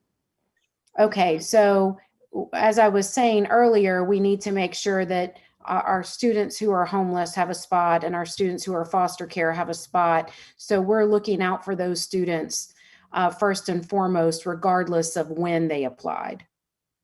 Yes, ma'am. We have those numbers from last year, so we're able to anticipate what the need is, even as they go through the formal process of reapplying. And as we continue to reassign staff, we will make sure we have those seats available for those individuals because we know it's a great need. Okay, thank you. And then how are we prioritizing children of our employees versus children of essential workers? How are we prioritizing which of those students would get a spot within the learning centers? Yes, sir. Yes, ma'am. We know that taking care of our staff is very important. And so we are definitely making sure that we have as many spots as possible for our staff as well, because we know the more we can take care of our staff, the better position they're going to be in to take care of our students. So let me see if Kelly has anything else she wants to add for that. Well, let me jump in as Kelly lights up her camera. I want to make sure that I understand this, and just so that we're making sure that Ms. Tossan and the community listening, what I understood is that all the eligible individuals were, all those individual groups were carefully screened, and then we went in order of first applications. Yes, sir, that's correct. Not by pot, not within each category, but everybody, whether it's a first responder, teacher's child, any of those, it was then by first come, first serve. Is that right, Kelly? Yes. So for the different priority groups, we have when they were coming in, so we were sorting primarily by district employees first, like Anthony had said, that was our highest need. But we were looking at all of those priority groups with our, our homeless status, our first responders. So it was each group that was focused on based on the date that they came in, but we did separate out for the number of district staff that were supporting instruction within the schools and the feeder patterns that they applied to. And I think I also heard it very clear that you also separated homeless out from the beginning as well. That is correct. To make sure that all of those children had seats. Yes, and like we had stated that we know those numbers to be able to anticipate the need for that. And so we're having regular communication to make sure that we have spots for those students as they continue to go through that process.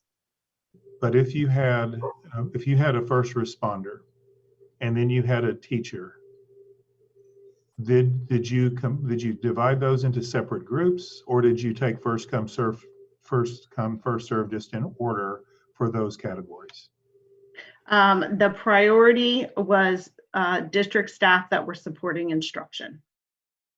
And so that was that highest group that was filled at each center. It depended on the numbers of who actually had responded and completed that form. And then after that, we went in and added with the medical workers and first responders that were had completed it based on that campus, on their child's campus and feeder pattern. Okay, thank you. So that's helpful because, I do agree, as we said earlier, those students who are homeless or in foster care, we've got to make priority for them. Mm-hmm. And of course, we have to take care of our staff, especially those supporting instruction. So I appreciate that those staff members would be at the top of the list. I think the bottom line is that we just don't have enough spots. And so we're going to have to prioritize some way.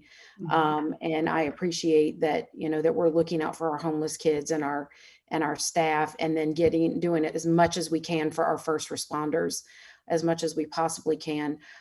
Do we foresee being able to expand these learning centers? I think I already know the answer to that question, but I'm going to ask it anyway.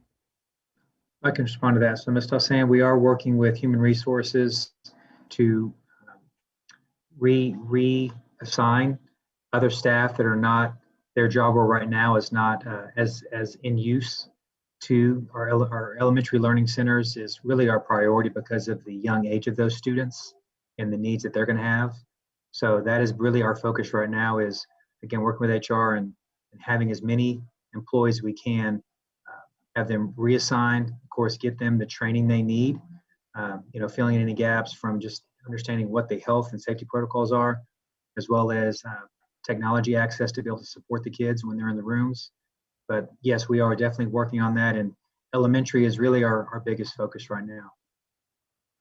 All right, thank you guys again for making that available for our students and our community members.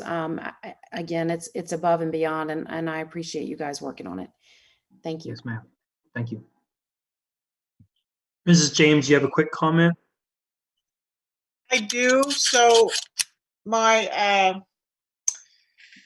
just to build on something Mrs. Tossan was saying, and then I have a comment building on something that Mr. Rosenthal was saying.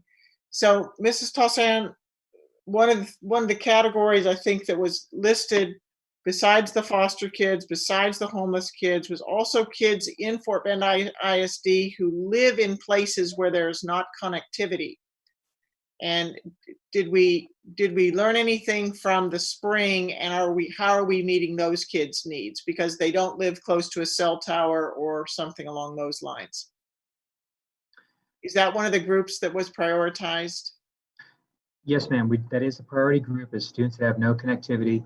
I know that Mr. Pham and his group have had more time to work on readdressing that as well, so he may want to also speak to that. But we're making sure that as we vet every group, priority group, to make sure that if we can meet the need any other way, that we will.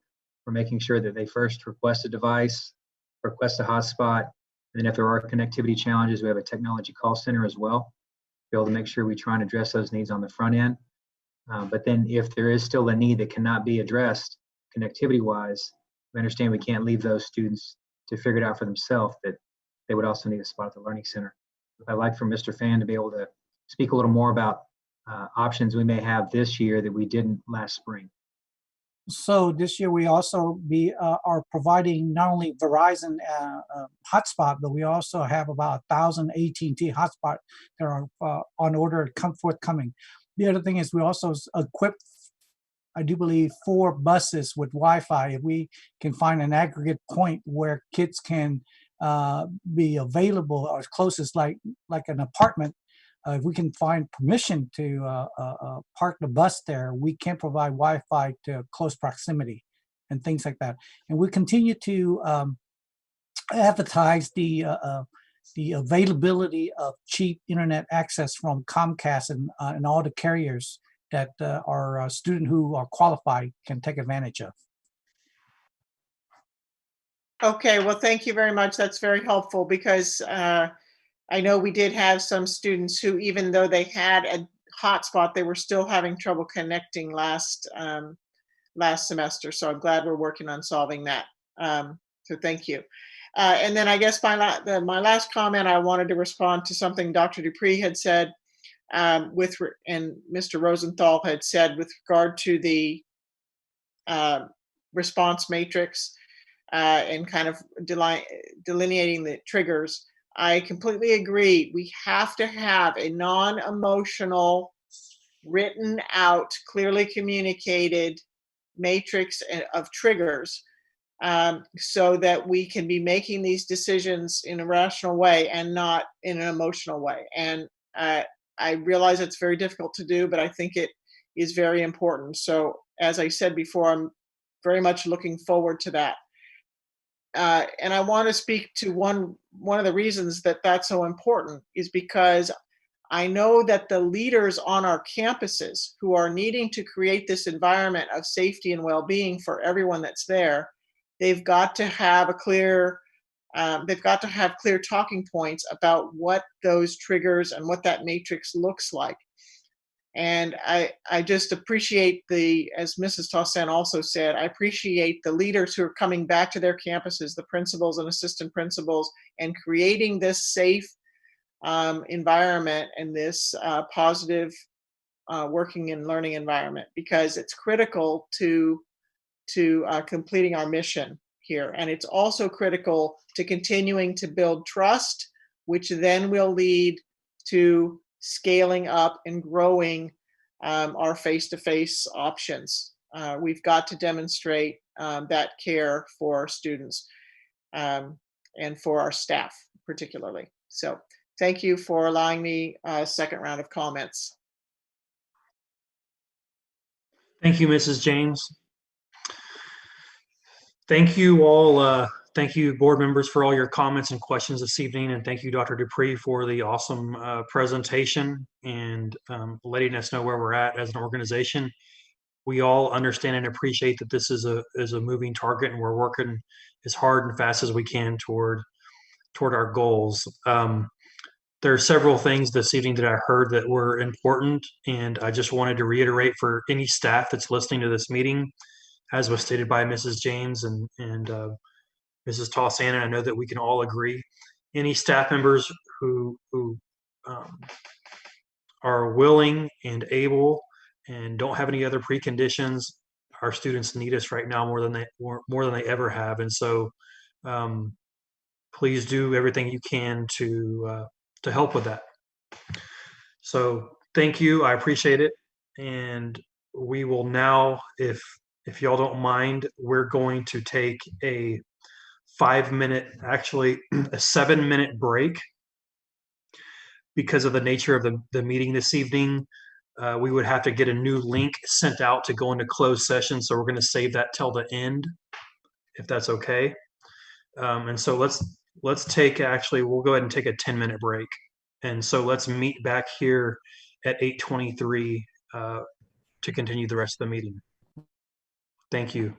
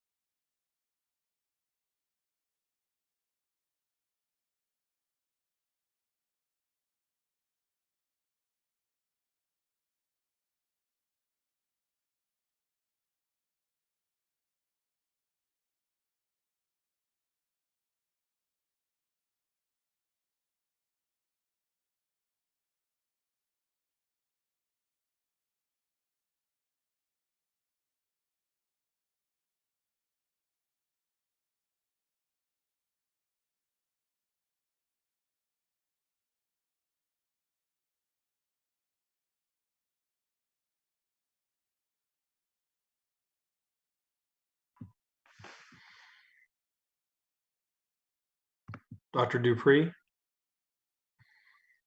Yes, sir. All right. Just 1 minute here. I had a board member text me if they could hold on just for just a few more seconds and we'll get started.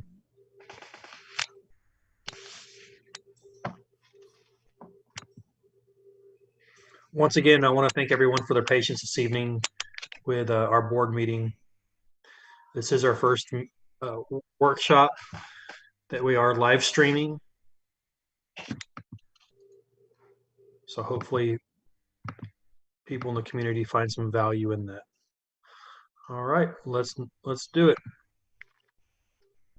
All right, next on our agenda is going to be our board governance, 7A1A, which is our review the revisions to local board policies, ED local organization of instruction.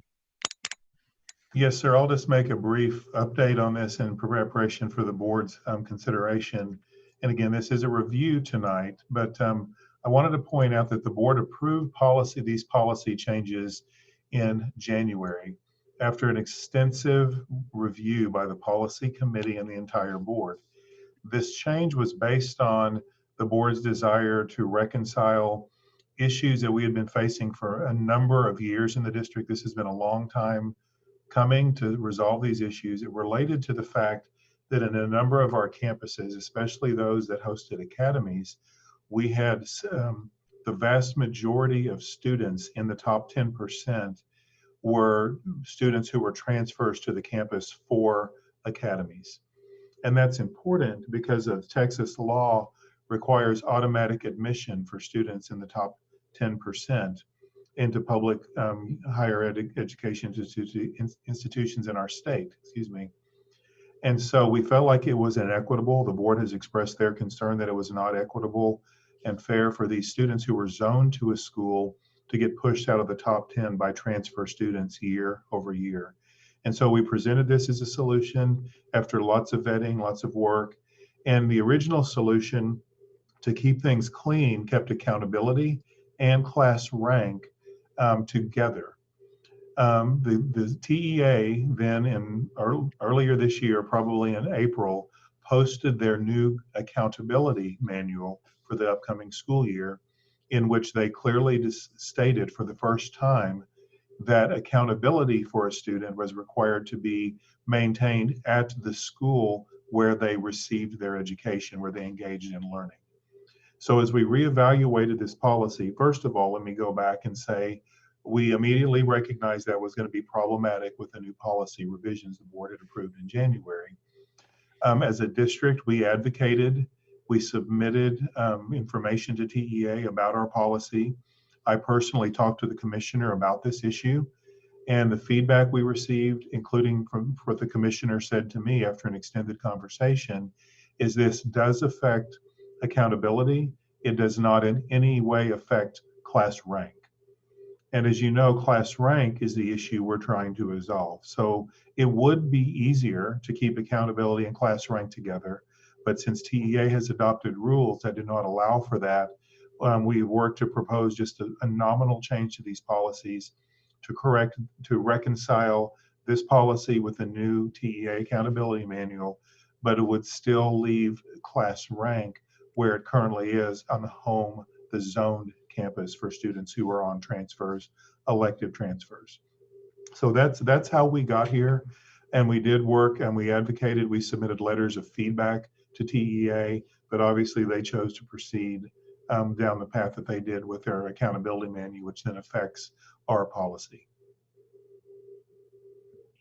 Thank you, Dr. Dupree. We appreciate the update. Did we have any questions or comments from our board members? I have a question. Go ahead, Mrs. Tossian. I think Mr. Rosenthal did too. I don't mind waiting. That's all right. If you do, please enter it in the chat so we can make sure and get you. So Charles, I just wanted you to give us a reminder because one of the things we discussed, and I know I asked about researching, was whether or not we could take our academies and create a school within a school for accountability and rank purposes, or create a separate academy type school the way that HISD has. And I seem to recall that we were prevented from doing that by some rules or regulations at the state level that said you had to, then maybe there were some time limitations, as I recall. Can you guys refresh our recollection on that? Deanna, you may want to weigh in because I know you were a part of this, but I do recall, and this goes way back several years when we first started trying to resolve this issue, is we were trying to do a school within a school model. And that, Ms. Tassan, is what you're referring to, where the state does not allow us to create a school within a school of an academy, which would allow for the academy to be ranked only among the academy students. If it was not established at a certain point in time many years ago, that's not an option to us at this point.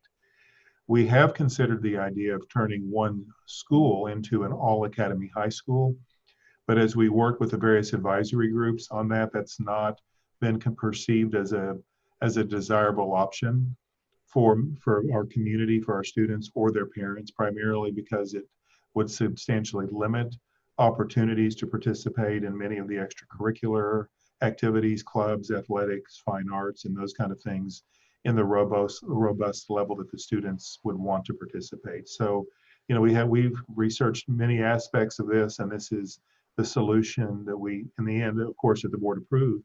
But we did have all of those conversations about many options over the last few years.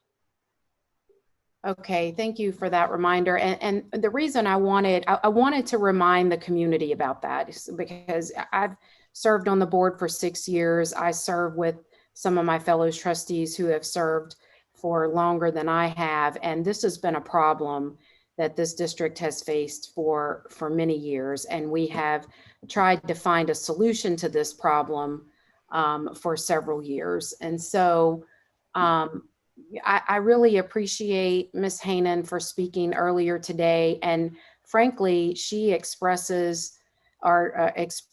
of the concerns that I and my fellow trustees have expressed over the years as we've talked about how to rectify this situation. So this is not certainly not something that's new to me or to any of us really.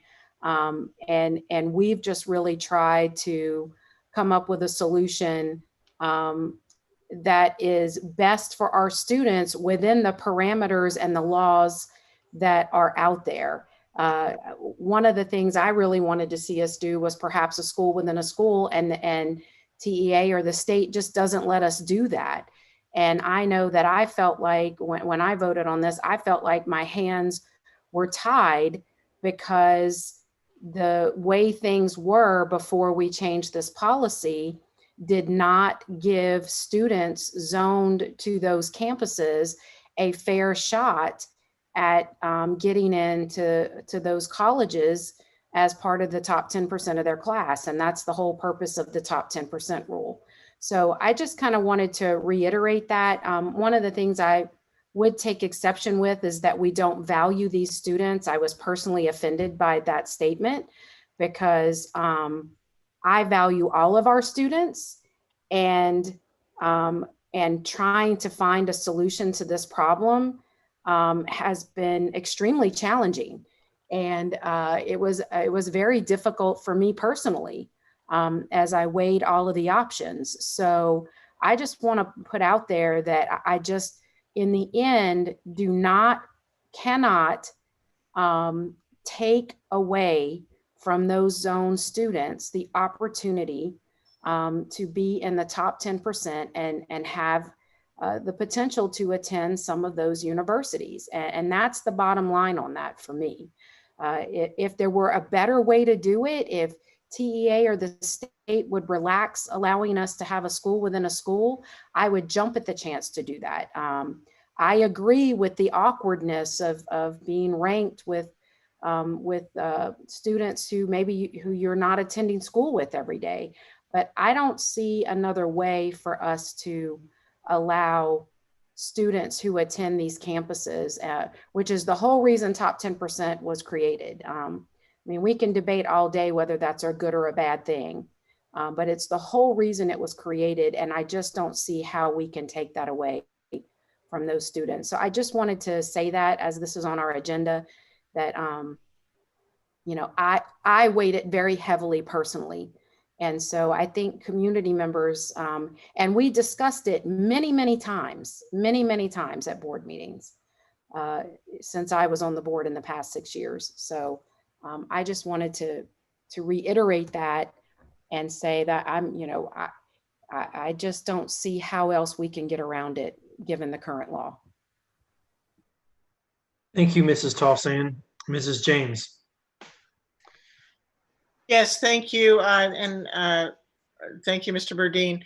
So thank you for your comments, Dr. Dupree, and also Mrs. Tolson. So I agree wholeheartedly with you. We do value our students. We value every single one of them. And so these policy changes were not made to devalue students. And I agree. I'm offended by that comment as well. The policy changes were made to provide equitable opportunities for students and to make sure that our accountability was not masked when we were looking at campuses. When I first sat on this school board, we had masking of accountability reports happening in the boardroom. And that's not acceptable, because we needed to know what the performance of our students was. And I agree, Dr. Dupree, with your comment that the TEA has made this change, and it really undoes something that we had hoped to that we'd hoped to accomplish for the long term for some of our neediest students.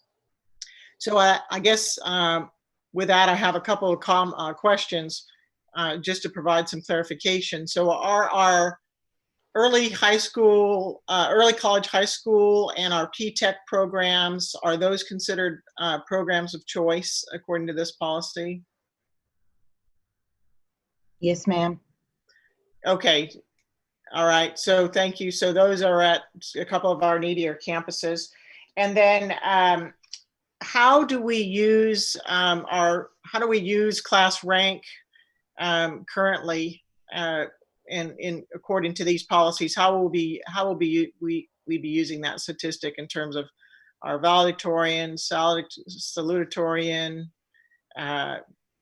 We don't rank all of our students anymore, is my understanding. So could someone speak to that, please? Well, I'll jump in first, and then Deanna or somebody else. I mean, the interesting thing about Fort Bend, and again, this is very unique among school districts, is we have our policy now that really where the profile of a graduate governs the way we previously most significantly used the Val and Sal, and that was for recognition and speaking at graduation.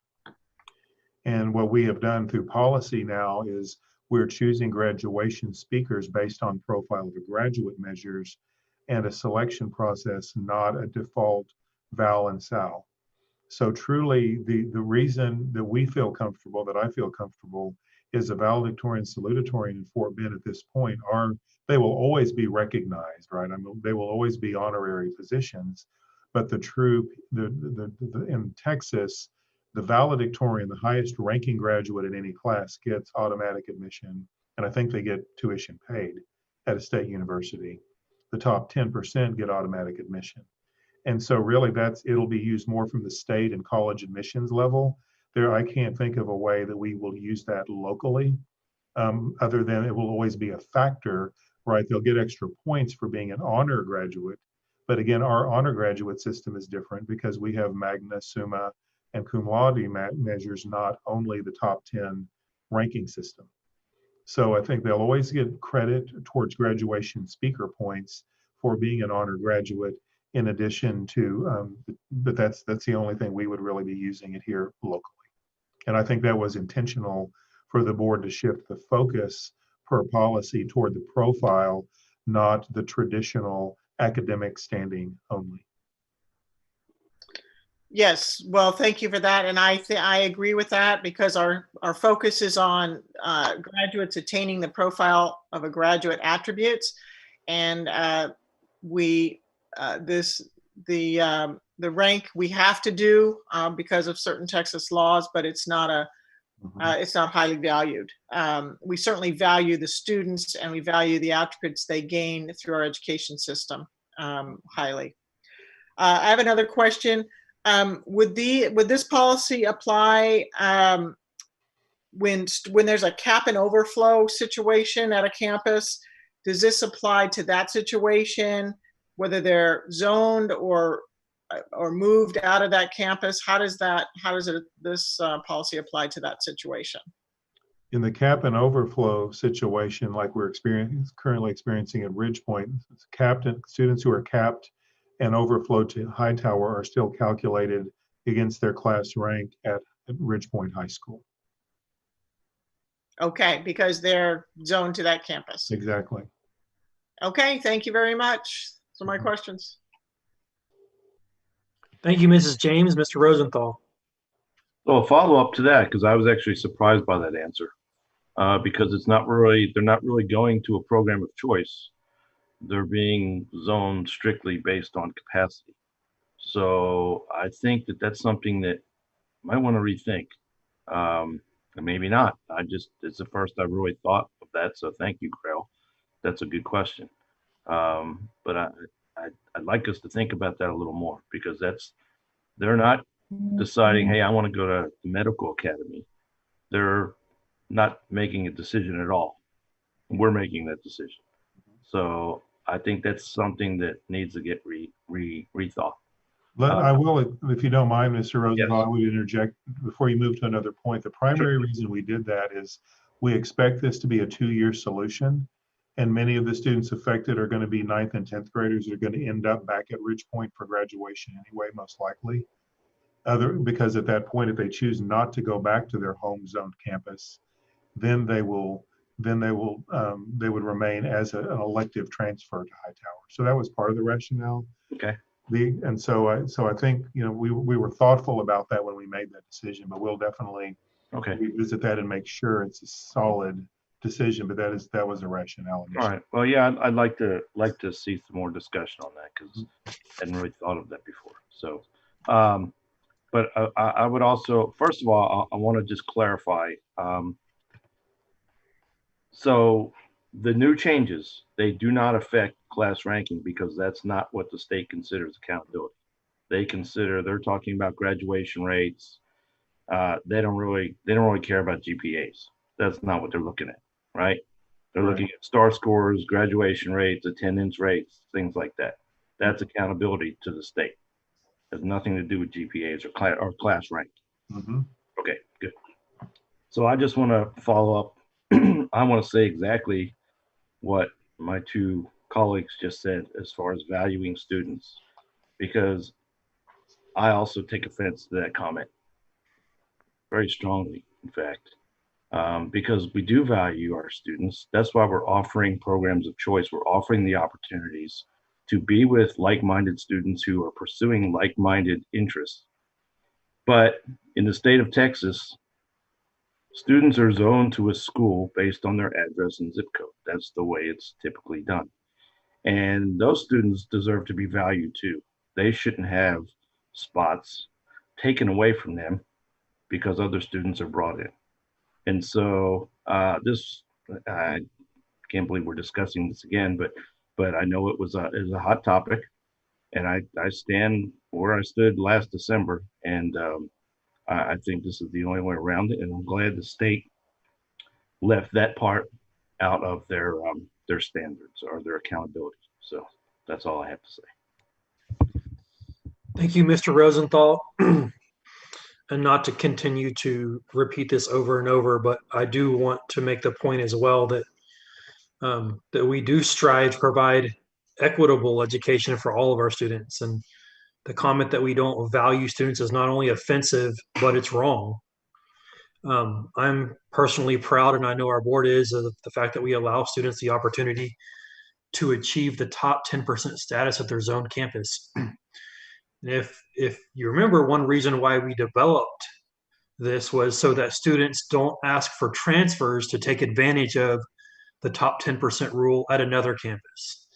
So anyhow, Thank you, fellow trustees, for your questions and comments. And thank you, Dr. Dupree, for your response. With that being said, that does take care of the EIC local academic achievement class ranking, right, Dr. Dupree? Yes, sir. Mhm. All right, those two are combined on our agendas just so the public that's following understands. So next on our agenda is to review the amended order of election to be conducted November 3rd, 2020. This was just a minor change to reflect the early voting, the length of early voting since the election got postponed. So it's just a nominal change to reflect what the county is doing. Okay. And that is to early voting has been extended to 6 weeks, correct?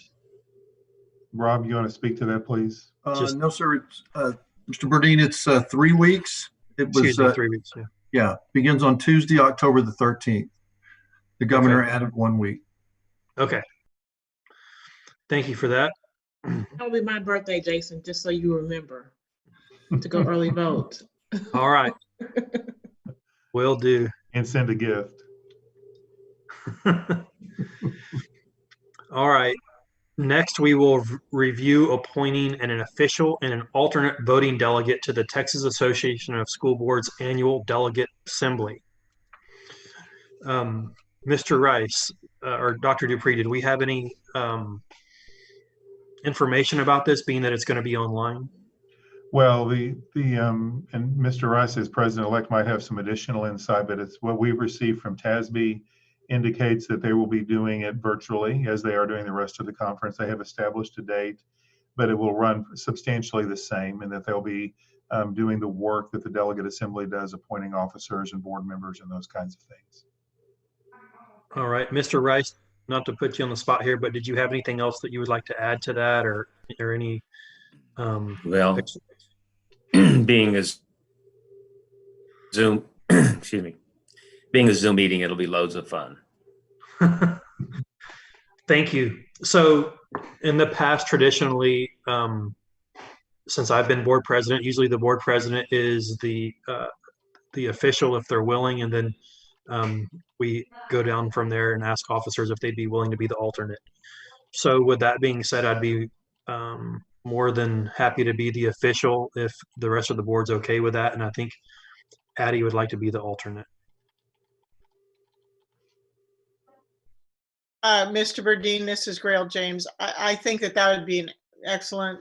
I am in favor of you being the delegate and Addie being the alternate, presuming that you both are available on the date that the annual meeting is being held. I was trying to look at my calendar and I could see when the conference is being. It looks like it's a Wednesday to Friday, but I'm not sure which of those days is the annual meeting.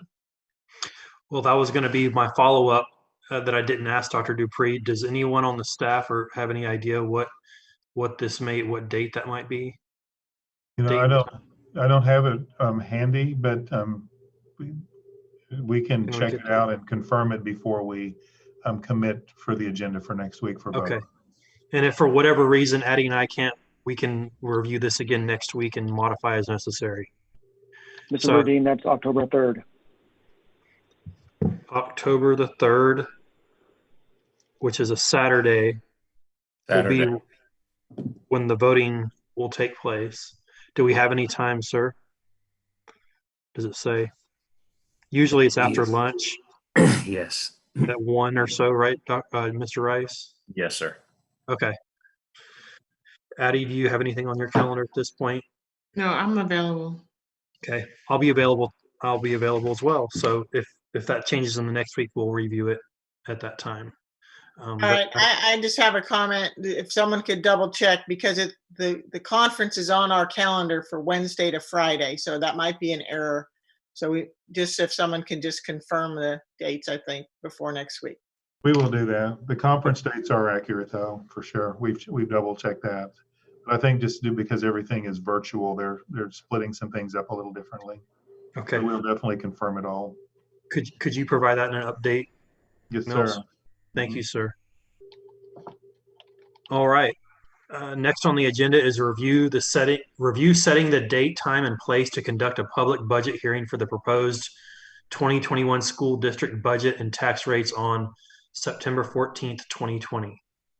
So Brian has got just a few slides to go over on this because as we've updated the board, the tax rate is slightly different than what we originally discussed during budget. So Brian, would you go over that presentation quickly, please? Yes, sir. Thank you, Dr. Dupree. The item that we'll be asking the board for consideration is to call a public hearing on the budget to discuss the tax rate for the 2020 tax year. And Gary, if you can advance to the next slide, please. Since the public hearing was conducted in May for the budget, the district has received guidance on how to calculate the tax rate. The proposed tax rate will support the budget that was adopted by the Board of Trustees on June 15th, which totaled $737.5 million in the general fund and $126.5 million in the debt service fund.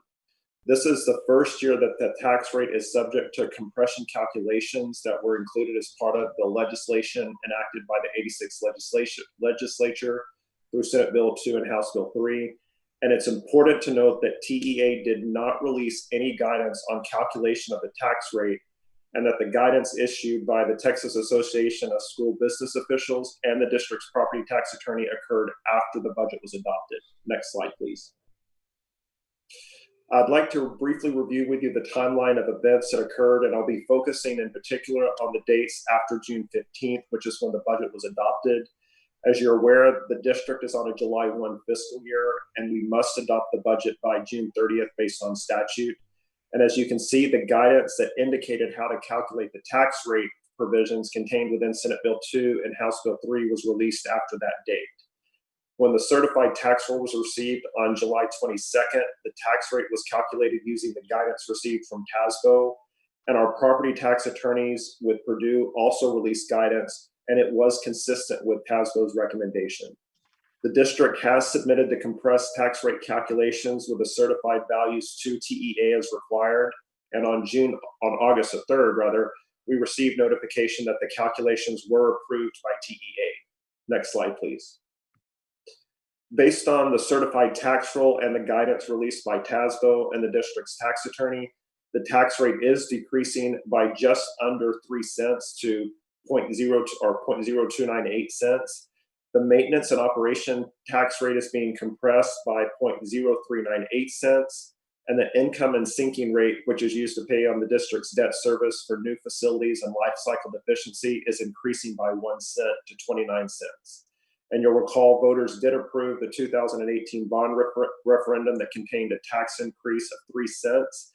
The tax rate last year was increased by 2 cents, and this penny represents the final increase associated with the 2018 bond. And I'd also like to point out that the INS rate is not impacted by compression. And I'd also like to further point out that the reduction in the tax rate will not result in less revenue for the district. The reduction in property tax revenues is going to be offset by an increase in state aid. And again, this is a provision of Senate Bill 2 and House Bill 3. Next slide, please. Based on the new tax rate of $1.2402, the average tax bill will total $3,333.11, and that's based on an average taxable value of $268,756, and that is inclusive of the homestead exemption. So the average tax bill amount is increasing by about $31.73 on an annual basis, or about $2.64 a month from the prior year tax bill. Next slide, please. The next step in order to adopt the tax rate will be for the board to call a public hearing. That would occur on September the 14th. However, prior to that, as before, we will publish a notice of the public meeting on August the 26th in local papers so that citizens have an opportunity to be aware of the action taken by the board, as well as comment on that on the September the 14th board meeting. Next slide, please. And that wraps up the presentation, and I'll be happy to answer any questions the board may have. Mr. Rice, do you have any questions or comments, sir? Yes, Mr. Burdine, thank you. Mr. Nguyen, thank you very much for your presentation. I just wanted to go over a couple of things. because House Bill 3 was passed in the 86th legislative session, and that included a compression of the tax rate in which we are only able to take advantage of 2.5% of CAD appraisal growth values in Fort Bend ISD.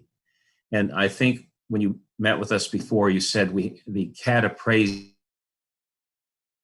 value increased by 7% throughout our CAD appraisal district. And yet House Bill 3 will only allow us to take advantage of 2.5%, not the full 7% when it comes to the M&O tax rate. And further, House Bill 3, when the legislature passed that, said, okay, if you are harmed by that, don't worry, we'll make up the difference, which is why, even though the M&O tax rate, did I read that right? Did I remember that right? It's almost 3 cents, or was it 3 cents or 2 cents, Mr. Gwynn? Yep, you do remember that correct. It is just under a 3-cent total reduction in the tax rate. Okay, which is why almost 3-cent tax reduction, we're still held harmless, if you will, by the legislature's promise to make up the difference for this year, correct? Yes, sir. That is correct. That the legislature has. Is that correct, Mr. Gwynn? Yes, sir. Okay. Okay. Now, if this scenario were taking place next year, I just want everybody to realize that the revenue that the state takes in, almost 60% of the total revenue the state takes in is from sales taxes. And so sales tax collections are off significantly. And next year, it's going to be a very different kind of year. So we just need to plan for that and think about that going forward. The other thing I wanted to say, Mr. Gwynn, was we planned our budget. So our fiscal year, we've got to have our budget approved by the board no later than June 30th. Is that what I heard you say? Yes, sir. That is correct. And so whenever, I think it's probably me that's breaking up. My internet's a little unstable here. I was going to say, that means, we have to plan our board meeting. Sorry? I'm sorry, Mr. Rice. Go ahead. You were breaking up and I couldn't hear your question. I don't know if others could. Well, I apologize. I think no worries. Stable internet connection. Nevertheless, we passed our budget. You got advice from the Texas Association of School Board Officials. You got advice from our tax collection attorneys. The advice was consistent one with the other. And yet, when the TEA got done with their own rules and regulations, things changed. And is that because they are calculating the appraised value themselves, or is it because the rules changed? In the past, the comptroller, Glenn Hagar, had his CPTD, the Comptroller's Property Tax Division, who would essentially certify the values of every CAD appraisal district in the state. But it took them fully 12 months to do that. So it's always being certified 12 months in arrears. And now the TEA has undertaken that same effort, what I'm going to call in real time, the same year, which is a pretty neat trick since they've never done it before. And to have it done in time for us to plan a budget by June 30th is an even neater trick. So was it the way that they certified the CAD appraised values that changed, or was it the computation, the methodology that they used, which has caused us now to have to go back to another public hearing? I would characterize it as the fact that the TEA did not release specific guidance on how to calculate that tax rate. And because the majority of districts in the state are not on a July 1 fiscal year, the organizations who were assisting in that effort, such as TASBO and the district's tax attorney, were doing their best in order to put together the narrative to help us go through that process. Unfortunately, because we're on a July 1 fiscal year, that information was all published after we had adopted our budget, despite their efforts to have that information available to us. They being those outside entities.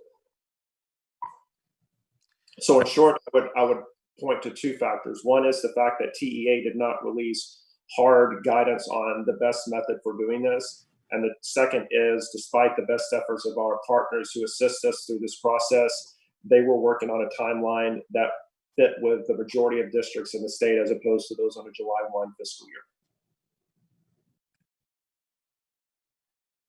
Okay, well, very well. I appreciate your comments and your answer, and thank you for the unenviable task of having to anticipate revenue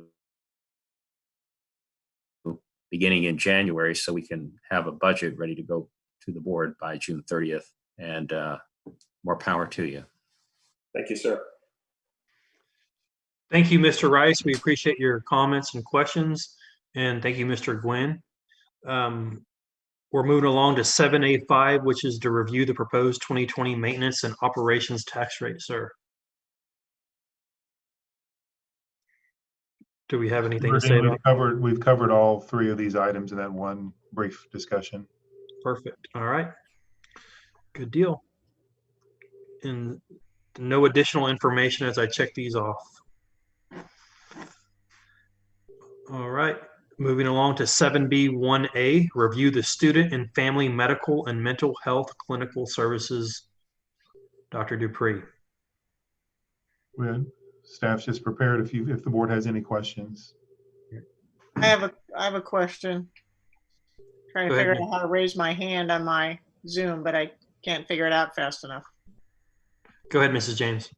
My question is, this is providing some medical and mental health services and clinical services, and I'm wondering, I noticed in there about some telemedicine services as well, and I was just wondering if staff could comment or tell us who the target audience for these services are. And do we already have these services for staff? Beth and/or Pilar, if one of you would like to address Ms. James's concern or question, thank you. Thank you. Dr. Westbrook will answer this one. So essentially, the idea, we went out for a request for proposals, our qualifications, and essentially wanted to provide both health services in the physical environment at the campus that has the facility for a clinic. And then additionally, the idea is that we can also provide services through telemedicine, which we found out for those through the request for qualifications that some organizations are doing that. And the difference being that it wouldn't be at a cost to the district under the request for qualifications versus the proposal aspect. So we'd be able to provide services to students and families and staff possibly as well. And the idea being that it could be virtual, so there isn't the limitation of having to be in person. And then also we can provide services to those who are receiving mental health services through VITA or Clear Hope and through the VOCA grant. And we can also eliminate underlying physical health conditions that could be contributing to the mental health factors that a student or parent or family member might be experiencing. And Steve, did I miss anything that you want to add? No, I think you covered it well. I would just to maybe address Grell's question a little more directly is that so the target audience for this particular vendor for urgent care for kids is kids, and so they have some capacity for adults, but really their wheelhouse and what they're set up for is for kids. And so Pilar and I did actually have a conversation in our conversation with LaShonda Walls about some possible telemedicine, which our benefits do have, but possibly increasing some of those for our staff due to the pandemic. And then we also did increase. We added 2 additional partners for mental health, and basically trying to develop sustainable services so they will, basically at no cost to the district, work with families on their payment through possibly insurance. And so we are trying to just add those providers so we can have more and more mental health services throughout the district and be more creative and strategic in how we offer those. So we're excited about the whole request for proposal and just removing some barriers for more families. Excellent. Thank you very much for that explanation. I'm excited about that too. It's something I've been advocating for quite a while, and I appreciate you guys continuing to build that up and develop it. And did I understand, so the telemedicine, is the goal to get that online and going right away? Obviously, I'm sure the contract and all still has to be negotiated, and there's probably some details involved, but are we hoping to get that going this semester, this school year? What sort of would you say, estimate?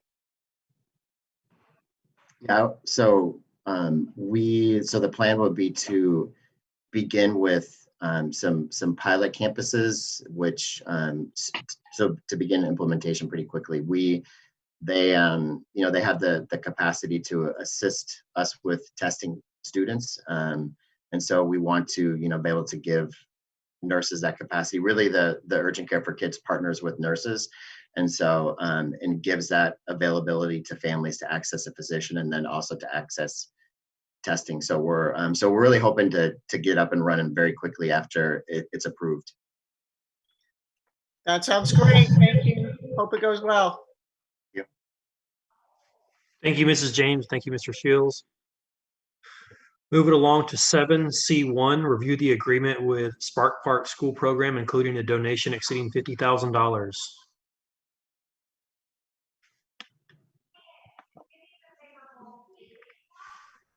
All right.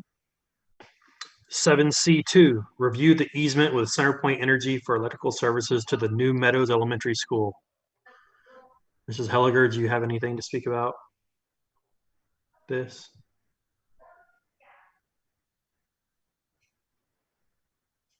I'm just kidding. She works for CenterPoint. Do it. All right. 7C3, review the professional. I'm sitting here like, what does he want me to say about this? Just a little comic relief. All right. Next is 7C3, review the professional services agreement with PBK Architects for their update of the 2017 District's Facilities Need Assessment Plan. I have a quick question for Oscar. Go ahead, sir. Oscar, could you explain some of the rationale for what seems like a pretty high contingency on this? Yes, sir. So the contingency is just above 25%, actually 26%. And it's an owner contingency is what I want to be clear on. So it has to be approved by the owner before it's utilized. But we put it in there for a few reasons. One is, as we're going in and assessing buildings, sometimes we have to have structural assessments, reimbursement expenses. So that would be covered within that. But one of the main reasons that we went as high as we did is that with COVID and the unknowns, there's a good possibility that we're going to have to go ahead and look at our technical design guidelines again, and also our ed specs. And so we wanted, it was hard to come up with a number, and just allow them to charge us that. So we put it in a contingency so we can have further discussion and we control it. So if something comes up, if they say that, there's a further need to examine certain things in our buildings, we can then discuss what that price will be up to that and spend up to that contingency. That is correct. Okay. All right. Okay. Thank you. Thank you, Mr. Rosenthal. Mrs. James? Thank you, Mr. Verdeen. So I'm guessing that this is in preparation for a future bond referendum. And I wondered, and so this is kind of the facilities piece of it, but will we be doing some other assessments in other areas of our district, like safety and security and things like that to prepare for the bond as well? Yes, ma'am, we sure will. So what areas would we be assessing? We'll be doing all the safe- usual areas, the safety and security. I'll just jump in. I mean, I think the last two bonds have really set our pattern well in terms of transportation technology, definitely safety and security. And I think what Oscar mentioned earlier is an excellent point, especially with with COVID. I think this could impact our educational specs and how we design buildings and some new features we may have to consider. So it'll be a comprehensive review as we've typically done the last few years. Excellent. Thank you. Thank you. Thank you, Mrs. James. Mr. Rice. I just wanted to add on to Mrs. James' question, and that is, what about educational adequacy? You talked about Fort Bend ISD be reimagined. So will they also be looking at how we are teaching and the equitability of educational adequacy from campus to campus, from those campuses that are over 60 years old to those that are brand new? Will they look at and will they create, excuse me, just like we have an FCI rating of buildings, an educational adequacy index that can be combined with FCI to give us an idea of where we stand with that building? Are they going to do an educational adequacy evaluation? Yes, sir. We will be looking at ed adequacy also. I know they know how to do it.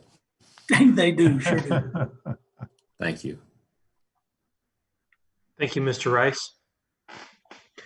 Moving along to 7C4A, review the purchase of supplemental benefits for non-emergent surgery services.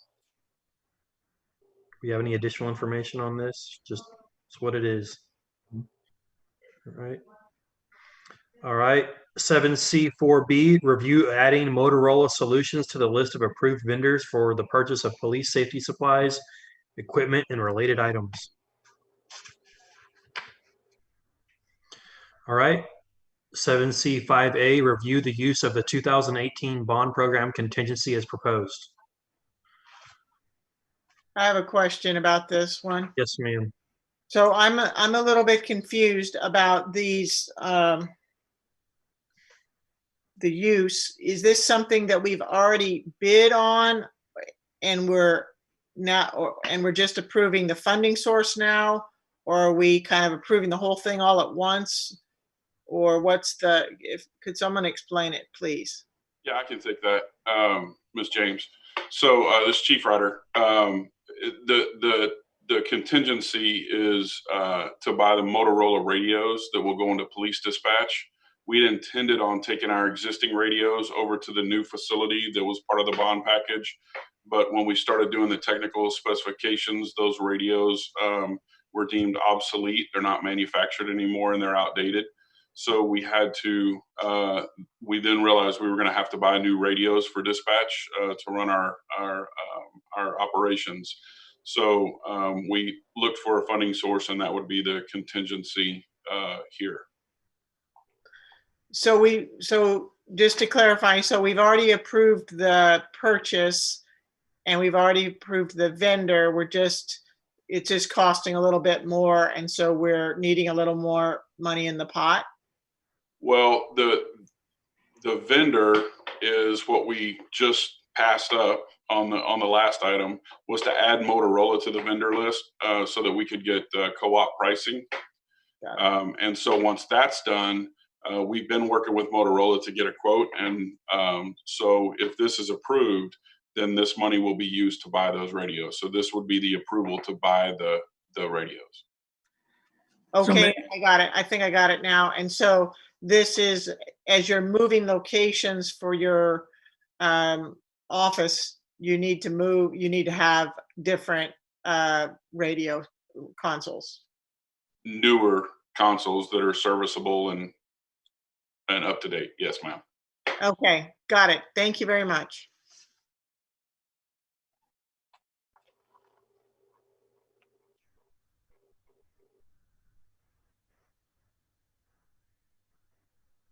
Jason, you're muted.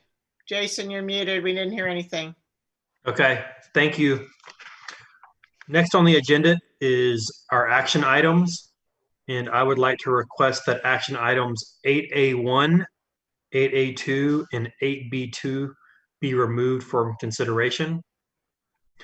So with that being said, we have 8B1, consider the approval of the student code of conduct for the 2021 school year. Mr. Burdine, I move to approve the student code of conduct for the 2020-2021 school year as presented. Jim Rice, second. We have a motion by Mrs. James and a second by Mr. Rice. Do we have any discussion? This is Addie. I think we should just kind of highlight some of the key changes for the school year, especially doing this online learning. Could someone do that, please? Joe? Sure, Ms. Helliger. So really, this was not a legislative year, but a lot of the adjustments that we've made is really to adapt to this new environment that students are obviously being exposed to. Well, what I do want to say is some of the major changes are we're including face coverings throughout the handbook or the student code of conduct. And we stayed away from face masks or face shields. We just wanted to speak in general terms because there are different coverings for students. We also discussed and changed the verbiage and list online learning platforms quite a bit, just to ensure that as we have students and we have parents that are participating in this new online learning system, that they understand that we have expectations as well. So we wanted to avoid anyone saying, well, it doesn't specifically say the online learning environment. So quite a few changes to that as well. Another major change is, the expectations of if we do have students that wear face masks, we have the same expectations for face masks as we do for clothing. We can't have any, inappropriate photos, words, anything with alcohol, drugs of any kind. So, a lot of what we did is we transitioned what we've been doing in face-to-face, and we've modified and adjusted the student code of conduct to ensure that we have students that are, representing themselves and our district well when they're learning on the online learning platform. I would interject this. I think Joe covered the pandemic response items very well.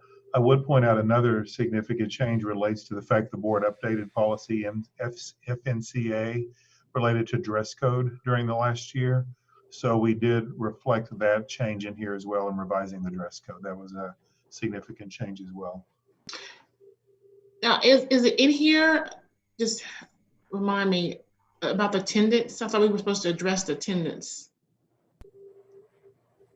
Can you, Dr. Rodriguez, Sochi Rodriguez, can you speak to the attendance? I just don't know if it was in here or not. Right. I know when we talked at the last board meeting, we shared some comments around that, because attendance will be taken and those kind of things that be part of their conduct as well, as part of their requirements. So I don't know if it was in the student code of conduct or not.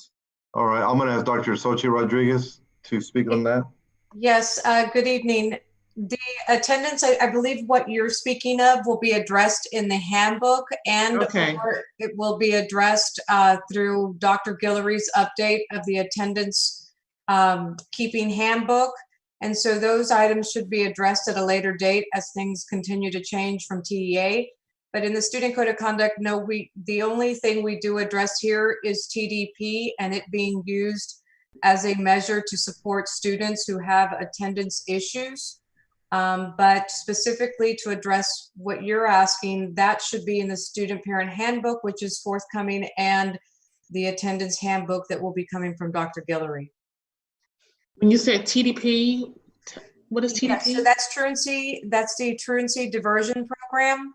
So after a certain amount of attendance issues and after many efforts of trying to support a student whether it's through all kinds of interventions that are happening on campus. We rarely take students to court, and this is a measure that we offer to all of our parents once students hit a certain number of absences to come to our truancy diversion program.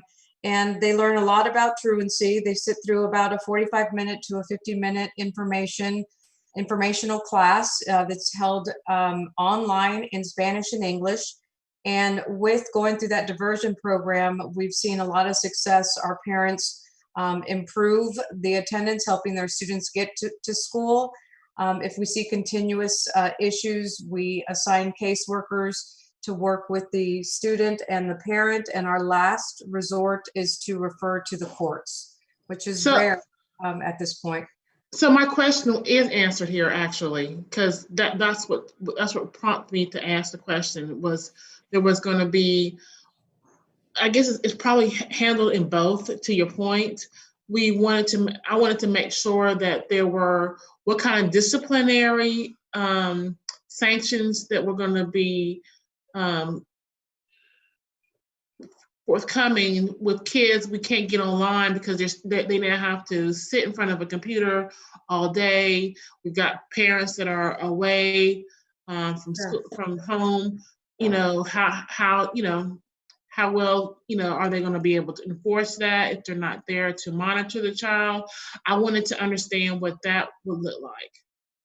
Right. So I think that's one of the things that we're addressing with the enrollment verification right now is all the visits that we're making to the homes.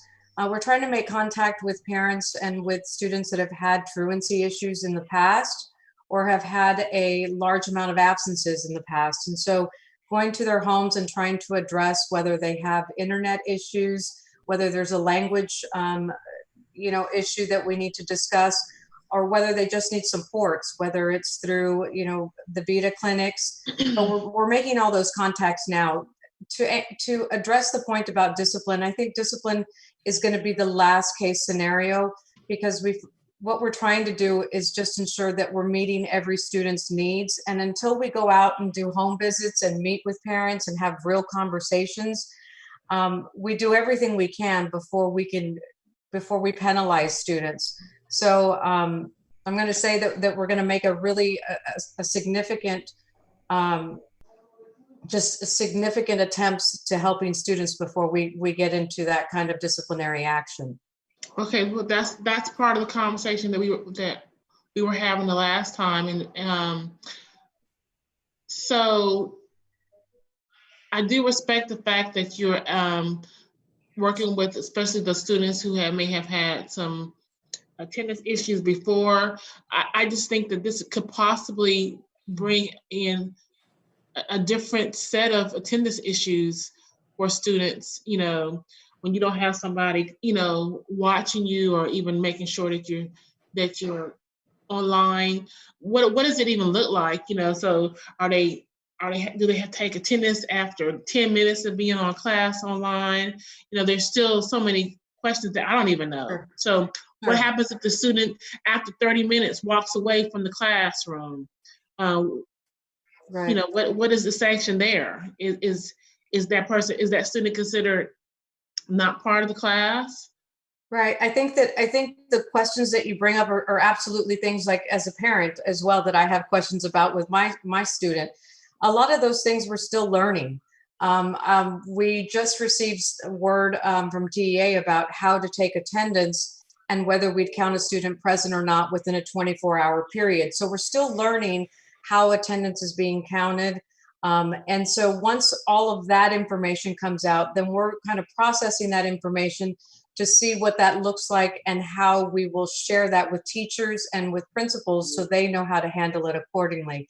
Our department will support the campuses and campus administration in any way possible so that we don't get to disciplinary action. If a student is walking away after 30 minutes and it becomes a repeated issue, that is something that we would like to know as a referral from teachers, that we need to provide additional support, or perhaps look at a different way that we're teaching the student.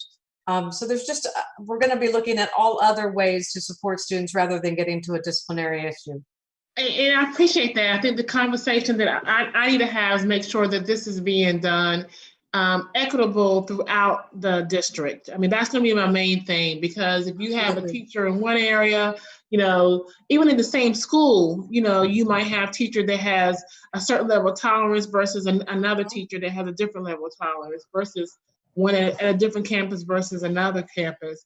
So I think that the communication around this issue, I think, is going to be paramount, especially school starting on Monday. Even though I know TEA hasn't set some guidelines, we need to have at least some type of guideline, high-level procedures, or something that we can implement initially, so that we won't have everyone doing, you know, their own thing for first day of school. What I can tell you is that there are procedures that have been set forth already for the first 4 weeks. So what our department's doing is to ensure that students that have not logged on or have not been verified through enrollment, that those students get looked at immediately so that we can reach out to them to provide them support. So we have a series of supports that will provide them for the first week, second week, third week, fourth week, and then move on. Interventions become, we start getting other departments involved, and the interventions become greater to make sure that we serve the needs of each student. But I absolutely, I appreciate the questions, and I want you to keep challenging us with that, because we need to do right by our students, and we'll do everything we can to make sure that it's equitable. And I completely understand your concerns. So we will have more information to come, but we will be looking at that closely. Ms. Helliger, I do want to interject. I think your questions are well framed, and they're exactly the right questions. I think what we have to do as leadership is help our teachers and principals understand that really the things kids are going to do online for the most part are the things they're going to do in a classroom if they're in the building. They can be disruptive, they can be truant, there's all kinds of things. So in a sense, there's a part of reimagining that is having to find new ways to deal with same behaviors in a new environment, which is, I think, our challenge. But our mindset of restoration and care and concern has not changed. And that's what I hear Sochi saying, is we're going to go the extra mile in these unique circumstances to make sure we perpetuate that mindset, even as we're dealing in unique and in novel circumstances. So this is a great conversation, because I do think I think we've got to make sure that parents, students, teachers, and principals understand expectations, the accountability measures, and how we're going to support and address those things. But your point is well taken as well. It's got to be consistently enforced and managed in the same way in every classroom and across the district. That equity is always the thing that bites us if we're not very careful with that. Right, because I could just see this kind of getting out of hand a little bit. Mm-hmm. I can see a bunch of high school students just, especially, Right. Some just not wanting to do what they, and if as we just shared, because I know in the enrollment verification, there wasn't a question on the verification that says, will you be home to watch your child? Mm-hmm. That wasn't one of the questions that was asked, right? Or will there be an adult, or will there be someone accountable for your child during the school day? That was not one of the questions. So I can see middle school kids, I just want to make sure that we're not setting our kids up for failure in that regards when it comes to discipline. I know we're doing our best and in everything else, and I do appreciate that. But I just want to make sure that that's consistently done throughout the district. Noted. Thank you. Thank you, Ms. Helliger. I will now call roll so that each member can state his or her vote for this item. Please state your name and then yay or nay. Mrs. Allison Drew. This is Allison Drew, and I vote yay. Mrs. Addie Helliger. This is Addie Helliger, and I vote yay. Mrs. Grail James. This is Grail James, and I vote yay. Mr. Jim Rice. This is Jim Rice. I vote yay. Mr. Dave Rosenthal. This is Dave Rosenthal. I vote yay. Mrs. Kristen Tolsan. This is Kristen Tossan, and I vote yay. This is Jason Burdine, and I also vote yay.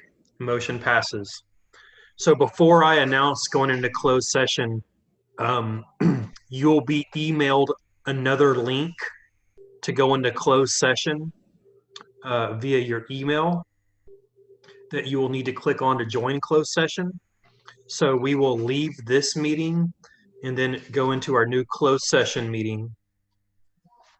So with that being said, we will now convene in closed session under the Texas Open Meeting Act, Texas Government Code Chapter 551 under the following sections for the purpose of a private consultation with the board's attorney on any or all subject matters authorized by law, to consider purchase, exchange, lease, or value of real property, personnel matters, security matters, student discipline matter, or complaint, personally identifiable information about public school students. We are now convened in closed session. Please leave the meeting and look in your email for the new link.